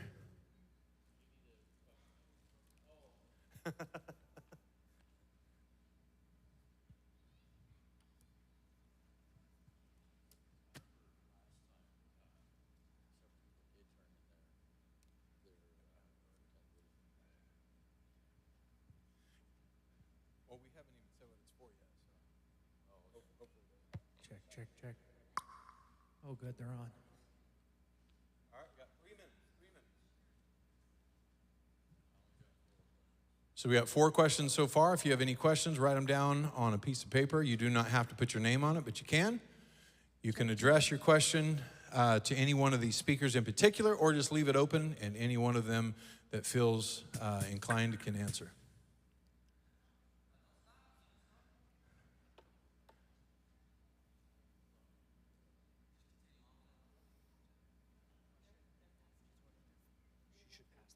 Yeah, the questions will go to Brother Baker. Yep.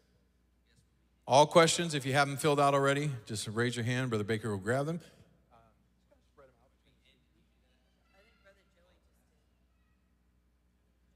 Oh, we might have one per person. That'd be nice. Brother Brazil needs one. Brother Bradshaw needs one.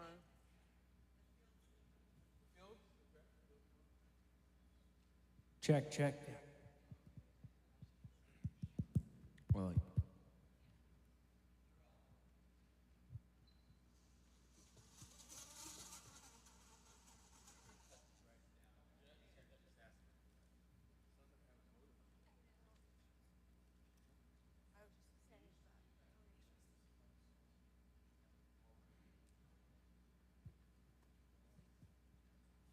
Ashley, do you have more ideas for giveaways?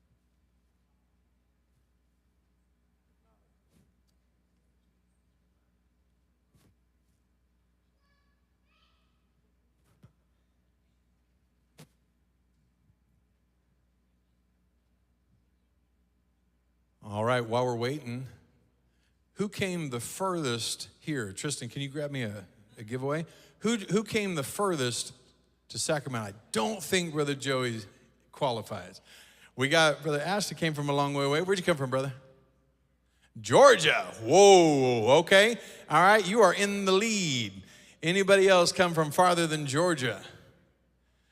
All right, it sounds like you have won, my brother. What has he won? Did you already buy this book? Let's give him something else. How about this one? Did you buy the Wanted VBS curriculum yet? This book, let's talk about it real quick. If you were at the VBS, you already know how much thought has been into this, but Brother Brazil and his team have done a fabulous job with Vacation Bible School. This is called Wanted. It is apostolic to the core, and it's just awesome. It may be a little too late now to start your ramping up for a summer VBS, but use this next year. And brother, this is all yours. Congratulations. And thank you for coming all this way.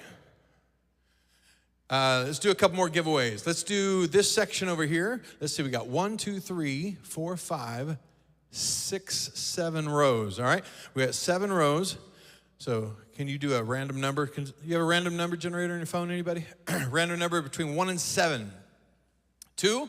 Oh, convenient. Yes, that's nice. Random number between 1 and 7. Who's got it? Someone got it on your phone? Just ask Sister Google. Between 1 and 7. Congratulations, my friend. You have just won. that was very simple. All right, let's do this side. 1, 2, 3, 4, 5, 6, 7, 8. I need between 1 and 8. Random number generator. Just grab something. 8. All right, back row. Those 2 ladies there. Now, it depends which one of them is going to win it, so we got to have another number between 1 and 2, please. 2 it is. All right, young lady, you have won. Congratulations. All right, let's give away a couple more things. By the way, what did we just give away? Sermon notes by? Oh, yes, that was really good. If you weren't here for the session, How to Use AI for Apostolics Guidelines, it was fabulous. So good. And that book was by her. I believe those are outside for sale. Those are outside for sale. Here's another book called True Enough Short Stories. My dad and I wrote that, and yeah. Anyway, all right, let's do it on this side. How about random number between 1 and 7 again? 5. Is it the Georgia people winning again? All right. You know what? We're not giving him anything else. You just want this. Congratulations. All right. Let's go back to this side. We got a few more things to give away. What are we giving away? This one is Growing Up With You, a Lifetime Journal. Sister Angel Ladd has written this. Again, outside. They are available for sale, so support her. All right. Did you already pull one? Nice. Okay. Between 1 and 3, please. 3 it is. Well, you just won. All right, congratulations. Let's go back to this side. Random number between 1 and 7, please. This one is Sermon Notes Junior by, is this the same thing we just gave out? Nice. This is another one. 7 it is, back row. I think we have 3 people on that row. Right? Did I miscount? Yeah. 2. Brother Lombardo, congratulations. All right. And let's go back to this side one more time. We got a few more giveaways. Man, we got a lot of these. Here, I do need to save a few. Let's give all these. All right, so give me a random number between 1 and 2, and we'll give all of these Spark magazines to everybody on that side. 2. Oh, well, we haven't decided which is 1 and 2 yet. Okay, hold on. I got an idea. You and Sister Glenda have to rock, paper, scissors. Your side wins or loses. Here we go. Now, don't cheat. We're going to say rock, paper, scissors, and then shoot. You ready? Rock, paper, scissors, shoot. Oh! And everybody on this side wins. You get a magazine, and you get a magazine, and you get a magazine. All right, Brother Joey, you have to give them all out. Now we have Building Blocks of Faith, Book 1. This is going to go to this side, brother. Give me a random number between 1 and 7, please. What? Not that I don't believe you don't deserve it, my friend, but you have already won. Let's give it to, who else? Between 2 and 7. 3 it is. 1, 2, 3. All right. Are you guys going to fight over it? Is Dad just taking it? All right. Dad wins. All right. Now we have, there we go. We have 1 for each side.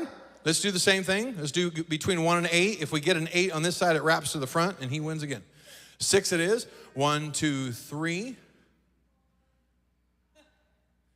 All right. So I need a random number between 1 and 2, please. 1. Congratulations. You have 1. How about on this side? How many we got? We have 6. I need a random number between 1 and 6. 6 it is. All right. On the end. Congratulations. Did you already win? All right. All right. Yes, ma'am.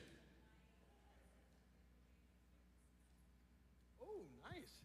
Okay, we have a free, disc assessment? A free disc assessment from Brother Lombardo. Congratulations, that's gonna be awesome.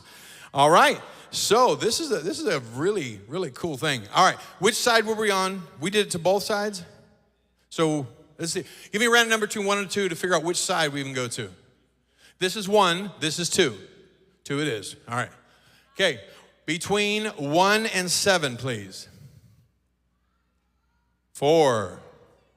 Brother, congratulations. You have 1. Brother Lombardo, can you connect with him and figure out the details? All right, that's awesome. Very cool. We got 3 more giveaways. All 3 of these are sermon notes. Who are they by? These are all by Sister Ballinger. Congratulations. This is going to be awesome. All right. Okay, let's do these one at a time. We're going to do it fast. Let's do it on this side between 1 and 8, please. We got to do this fast. 1. Okay. Between 1 and 3. 3. Brother Ashley, congratulations. All right.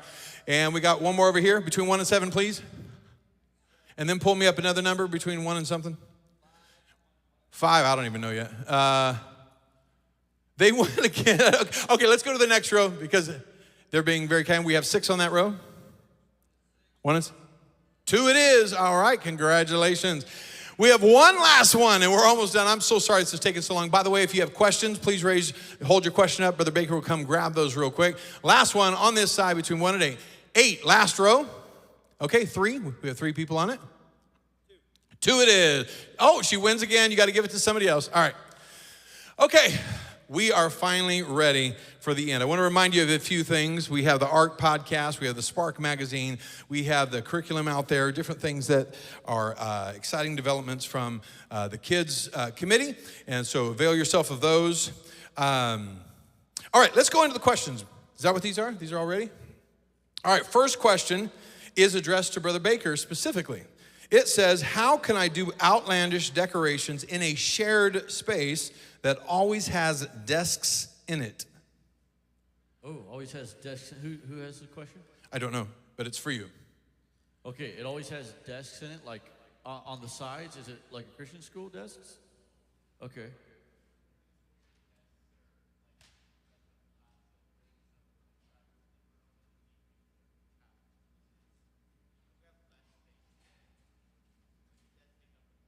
Do you have to take down every week? Okay. So I guess a few ideas. I don't want to take too long, but a few ideas is to do panels that are decorated that if you have to take down every week, that you can bring in like this, where you can bring them in and set them up, do Sunday school, take them down, and move them out. And like a lot of times the Christian school desks will fold up. I don't know if it's the same style, but if they stick out with those dividers, then you're just gonna have to lose that space probably, because you probably got to protect them and then put those up. And then the other thing is like if you have those panels, being able to put something on, maybe not all the way across the ceiling, but on like in a section in a wall, so it kind of can feel enclosed. And then the other thing is you can do with entrances, like the same thing with panels, to make it feel like you're actually coming into a room. So one thing that's helped as well is those magnetic hooks. Hang them on the drop ceiling. That way you're not having to stick a wire up. They're just magnets that clip right on the bottom of those drops. If you have a drop, I don't know if you do or not. And then you can hang stuff. So maybe some version of that, variation of that. Oh, they have them out in the lobby. If you want to see them, I've got them backstage. I can show you. Yeah. All right. If any of the speakers, even though it was addressed to Brother Baker, if you want to weigh in on it, feel free to jump in. All right, the next question is, do any of you use Planning Center for check-ins? And I can answer that. Yes, we do. We use it at our church. We do. Both. So we do it a couple ways. So on our bus, every bus has the app on their phone. And so they're checking in kids. And so the labels are printing out at the church. And so when the bus rolls up, they pick up their labels that are pre-printed and they just slap them on the kids and away they go. And then when there's a manned station at 2 locations, we have 2 entrances, just kind of a goofy way we have it. And so when they walk in at either location, they can look up real quick.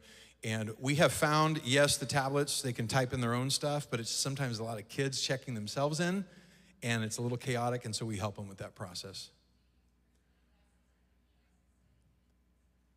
So I bought tablets just for that. So they were solely for that purpose. And I found that they kept losing Wi-Fi connection, and I got so frustrated with it that we had the same people there every week anyway, that using their phones turned out to be much better. I'm sure there's a better solution than that, but right now we are using personal devices instead of the tablets, even though the tablets are there. Yeah. Yes.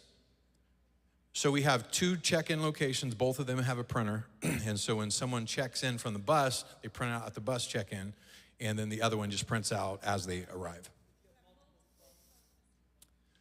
I don't know. I would assume so. Oh, yes. So in a sense, what you can do is one person's physically connected to the phone with Bluetooth. And so all the other phones, when they set up their station on their phone, it says, where do you want to print? And they pick that person's device. And so all of them funnel into that device that then goes to that printer.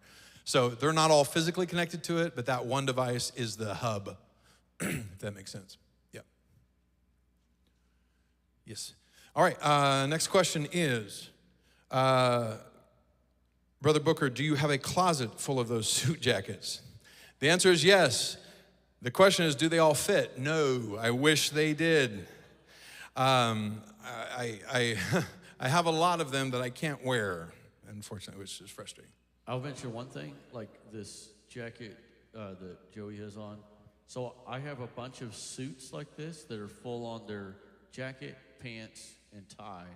Oppo suits on Amazon. Oppo suits are about $100 a suit. Do they have my size? No. I know, because I keep trying to buy them and no one will carry them unless they want to charge me a ridiculous amount of money. However, with that said, you find them different Depending places. on where you're from, go to Goodwill, buy you a super cheap jacket, rip it all to pieces if you want to, and sew patches on it, and put whatever you want to put on there. That sounds familiar. I know, right? I've done it, and ask me how I know. It's super cheap, and you can buy what size that you need to buy as you either get larger or smaller as well.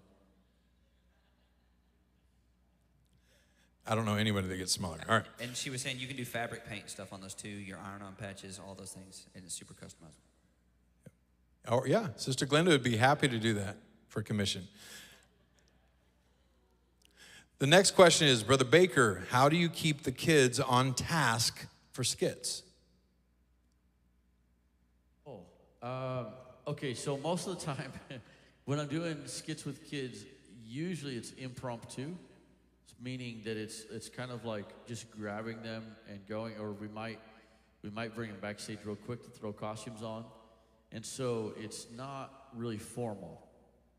And so the on-task part, I guess, is not as critical. But we do occasionally have skits where like the kids are supposed to, be doing it. And I guess I don't know who asked the question, if you don't mind. Okay, so what's the issue that you're looking at?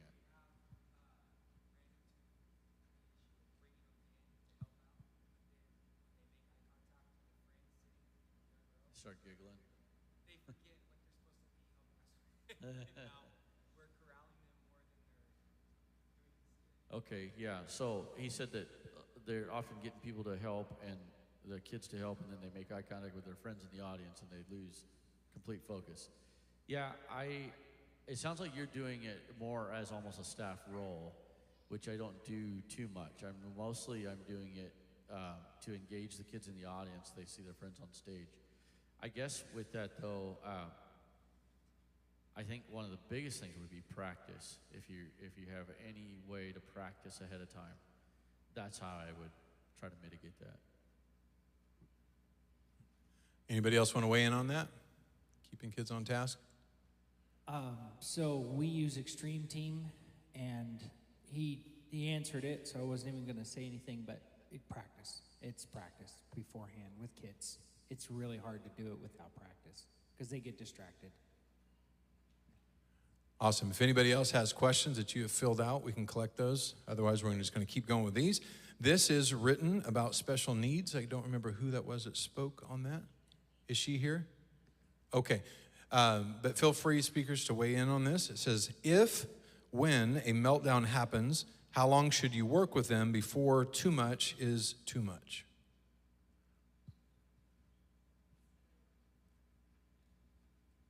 So I can actually help a little bit with that because I've been working with Sister Tamika quite a bit. We have a few autistic children that have just recently started coming to our church, and we have had some pretty big meltdowns. And what Tamika has done is we have created a group of people that are starting to work with our special needs children. And we just have to as the head teacher, we tell Sister Tamika, hey, we think we're gonna have this child in class, and when they come, then we are met with a special needs helper. So, and she reminded me, because today I kept saying an ABA helper, and she's like, we can't call them that legally, especially in California. You have to be careful because they could lose their license if, things happen. So, but anyway, to get to the question, or to the answer, is when that child starts having an action or reaction, that helper usually will walk them out the door. Just let them get that stim out. You can't really control it in the classroom. Once they've started that, you've got to give them a new place where it's their own, where it's quiet, and they can stim whatever they've got to do. Usually taking a walk for about 2 or 3 minutes, the helper will take them out the door, take them for a walk, ask them if they need a drink of water. That helps a lot too. And also the tools that she used, we don't call them toys, we call them tools. Make sure they have one of those, a squishy or something like that, that they can take with them. And then, go back in. Now, when do you know enough is enough? Is if that student starts losing it and you cannot get them to look at you, go out the door. They need to do something different. So that's usually what we do. It's also, you can ask when the parent is dropping them off. Sometimes you know that they need help, and other times you can ask, is there any needs that we can help with your child? And sometimes they'll say, I don't know about leaving him. Can I leave a tablet or him or her? You can say, is there any triggers? Is there anything that triggers them? Is there anything that helps to de-escalate them?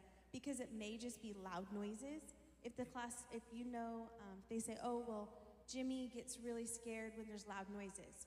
Well, you already know you're gonna blow a trumpet. So then you could tell your helper, hey, there's gonna be a loud noise at this point, so why don't you take Jimmy out of the classroom? And then if there is a trigger, then you can also ask, oh, this is how you de-escalate them. They de-escalate by they run and they hide, or they like to go get a drink of water, or they just want to hug, or you just can't touch it, kind of things like that. So you can ask ahead of time, is there any needs that we should be aware of? Are there any triggers or any way that we could help to de-escalate, or that he prefers or she prefers? Yeah, I also think that it depends on the situation, because we can't take them out for a walk, but what if they don't want to go for a walk? Like, you kind of have to give them options, like, hey, do you want to just go to a quiet room, or do you want to go out to a walk? So I think just giving them options and they can choose, it would help. And if they are in the classroom and you bring them out, then maybe they just want a quiet space where they can regulate and calm down. So just giving them options, and I would say that if they're not responding to your options, just give them a minute. Just let them self-regulate, because sometimes they just don't want to be bothered or like be talked to. So just have those options ready for them, I would say. And like Sister Angel was saying, just talk to the parents and see what things do they like, because a lot of times it could just be a little tool, that could easily regulate them. So just have options for them. All right, that's very helpful. Thank you. This one is addressed to anyone, and it says, if none of these practices are in place currently, how do you recommend starting to implement some of these ideas as to not cause whiplash from going too fast? So if they hear something, a good idea here, how do you not cause a reaction to someone that wasn't here to hear the inspiration that you took home? Anybody want to weigh in? We have all of these sessions on YouTube. Get your team together and sit down and have them watch it with you, and then have an open discussion of, hey, I was there, I had this idea, is there something that we can do? Because it works in Union City doesn't mean it'll work for you exactly how we do it in Union City. So sit down and make it work for your people. Make it fit. Yeah, and make it like Sister Angel just said, make it a fun night. No, don't just show up and you're playing a YouTube video and, all right, anybody have any? No, make it a fun night. Make it a game night. Everybody come together. Hey, we're going to have a team planning session. If you're involved, can you be there? Let's make it a team building session. But hey, I had this one session that I sat in that really triggered an idea in me that I would love to do here. And this is exactly how Union City took Extreme Team and made it ours, was exactly like this right here. I love that. Let's take it back home and cast it as a vision.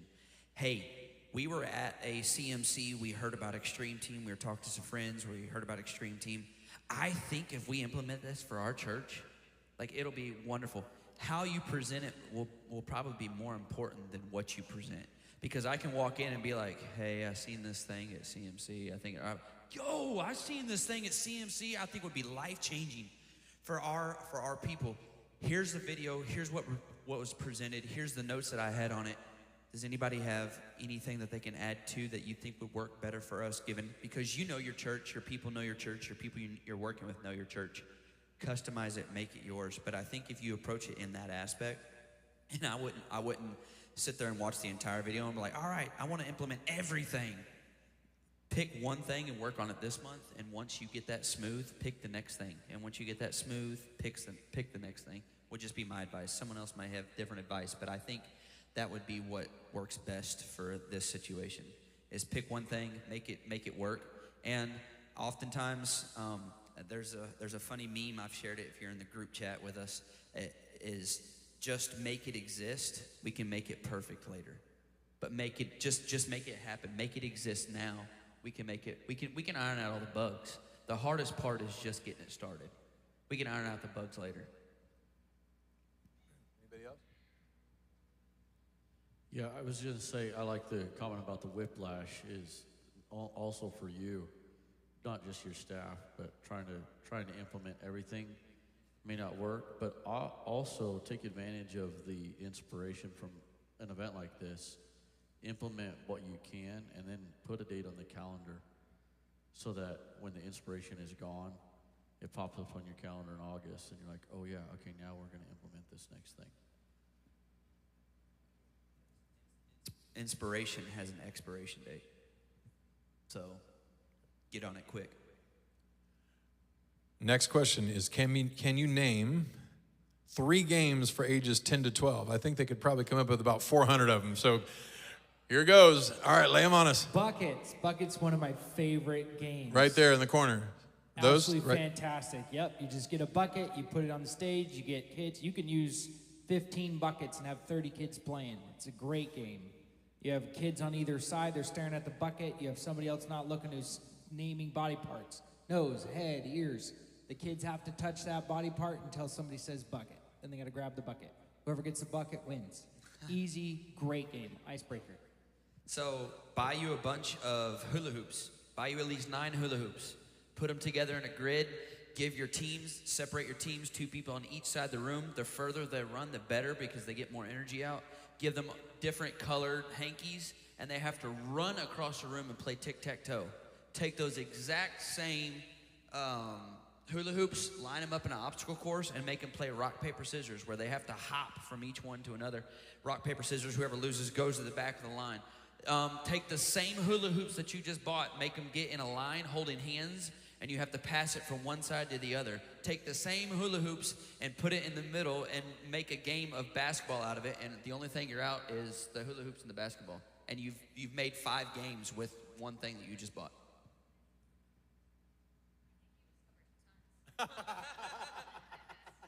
That was more than 3, but other ones are 4 corners are great. The same cups that you use for buckets is cup stacking. Cup stacking is, they'll play it forever, and they'll play it every Sunday. Yep, a water bottle flipping, yeah, that's huge. At least, I don't know if it's not cool anymore. I don't know. I'm so out of touch. Who knows anymore?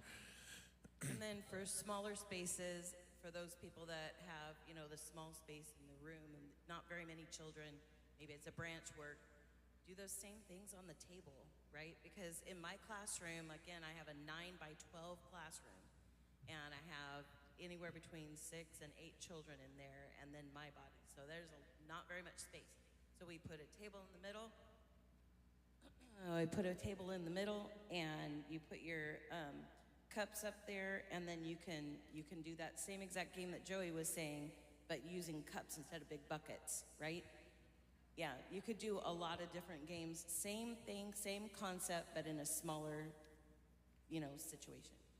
One more suggestion is go to Brother Ashley's session that he did here on games. And there's a QR code at the last page. It's got a folder with probably 20 games, and some of them have videos. Some of them you have to prep ahead and buy supplies, but some of them not so much. So is that on your handout? On the handout. Okay. Also, Minute to Win It games. If you just Google Minute to Win It games, you could do a ton of fun things in just 1 minute with chopsticks and like those little pom-pom balls or whatever. You could theme those to holidays. Around any holiday, you can do Minute to Win It games, and that's a lot of fun. Well, that was a lot more than 3. I knew it was coming. Last question I have, if anybody has any more, this is your last chance to share them. It says, can you share your kids' playlist? And I think the answer is yes. How do we get them to you? I have no idea. Tristan's got 500 of them. Sister Angel's got a big one. Is it there already? Go to WPFkids.org, click on the resources, and in the resources, there's an activity book, and there'll be more that's uploaded. There's 3 activity books. If you look on there, there is a QR code, and there's like 12 songs on there. But Sister Tristan may have more. She's got a lot more. She has a ton more. But we're putting out those activity books. If you are subscribed to Spark, you'll receive an activity book in your email every couple months, and they'll have new songs in there as well. That's awesome. Yes, so sign up for those books. And Tristan said her playlist is now 12 hours long. So I knew she had a lot. On what? On Spotify, Brother Tyler Hodge has a great playlist. Do you know how to find it? Just search his name. Just search for Tyler Hodge on Spotify, and you'll find a great playlist. Look under his personal account, not the artist account, when you search under Spotify. All right, that's all the questions we have. So thank you to our incredible speakers. Thank you all so very much for contributing so much this week. And the other piece of paper that you had, this is for something totally different. We don't want to question. Brother Bradshaw already said it. Inspiration. Who left here inspired? Who has some inspiration? If you want that to go away, you don't have to do anything. You just got to wait. If you wait just a couple weeks, you will no longer be inspired. It just will start to dissipate over time. That's just how inspiration works. And so what we do at the end of every one of these is that piece of paper, this is our accountability. Write one thing on that piece of paper. You can write more than one, but at least one that you absolutely, without fail, 100% are going to accomplish in the next 30 days or die trying. This isn't a maybe, this isn't a hope, this is I am going to get this done, or at least do my very best to move forward on it. Because without something written down, we can let ourselves just life take over, and we won't get the stuff done that we say that we're going to get done. And I'm talking to me as much as anybody else. I am the worst. My to-do list is miles long. But if I write it down and I say, I am going to do this in 30 days, I have to get it done. Put it on a sticky note and put it somewhere you can see it. Where were you going to recommend? In the mirror, on the mirror, next to the door when you're walking in and out of the house, where your keys are hung, whatever, where you can see it every day and where it drives you absolutely crazy because you haven't done it yet. And if you really want to be accountable, share that piece of paper with somebody else before you leave. Let them read it and say, contact me in 15 days and see if I'm on it. I want you to reach out to me and see if I'm doing what I said I was going to do. Now be careful, don't write it down unless you mean it. Don't lie to yourself.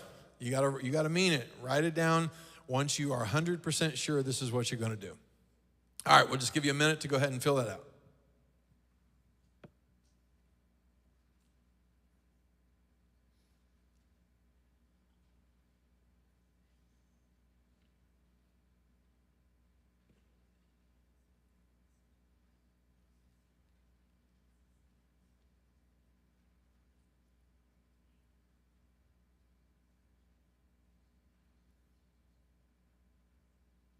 While you're writing this, Brother Brazil is going to share something exciting with us. If there's anybody interested, I have been developing an app called VBS Command Center, and basically it's an app that's going to help you run your entire VBS. And it's an app that you download as a leader, and then each volunteer also downloads it with a different role assigned, different things. But what I need is some people to help me test it. So before we put it on sale or anything like that, I'm going to need some people who would like to be a tester at your home church at next year's VBS. If you want to do that, get with me. I'm going to tell you how to get it and help you get it downloaded and answer any questions you may have. But if anybody's interested in doing that and helping me test this app so that we can get it finished, getting it developed, I would be appreciative. Just see me after. Thank you. Just to clarify on that, for testing, there's no charge to do the testing. So see Brother Brazil, if you're planning on doing a VBS, he said next year, but if you're doing it this year, man, go see him. Let's get the testing done. Let's get it dialed in. That's exciting. I'd love to see that. All right, do we have them filled out? We still need more time, or are we good? All right, real quick. Ecclesiastes 11:4 says, he that observeth the wind shall not sow, and he that regardeth the clouds shall not reap. What that means is you cannot wait till the perfect time to do anything. Nothing is ever going to be perfect. The timing will never be just right.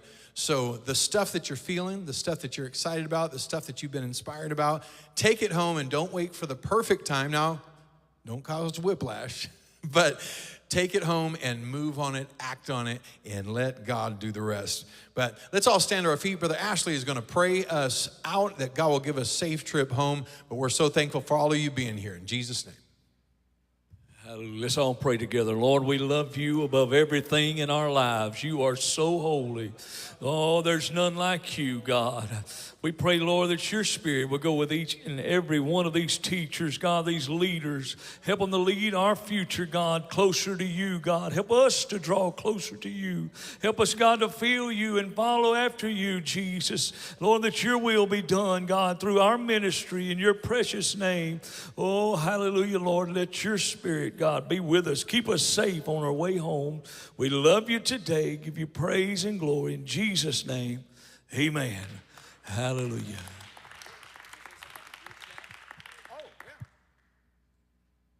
You're good to go, but we do have a WhatsApp chat. If you want to be involved in a lot of nonsense and a lot of really fun, exciting testimonies, join the group chat. There are about 150, 60 people in there, and you can be a part of an apostolic movement that is happy to share inspiration and exciting stuff. Just see, honestly, any one of these speakers, they could probably get you in the chat.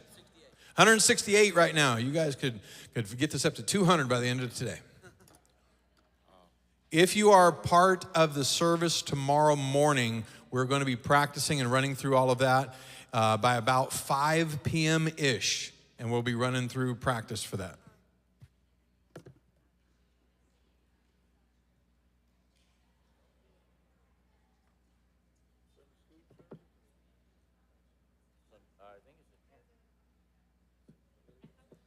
It's in here, right? Tomorrow? It's in here. Yeah.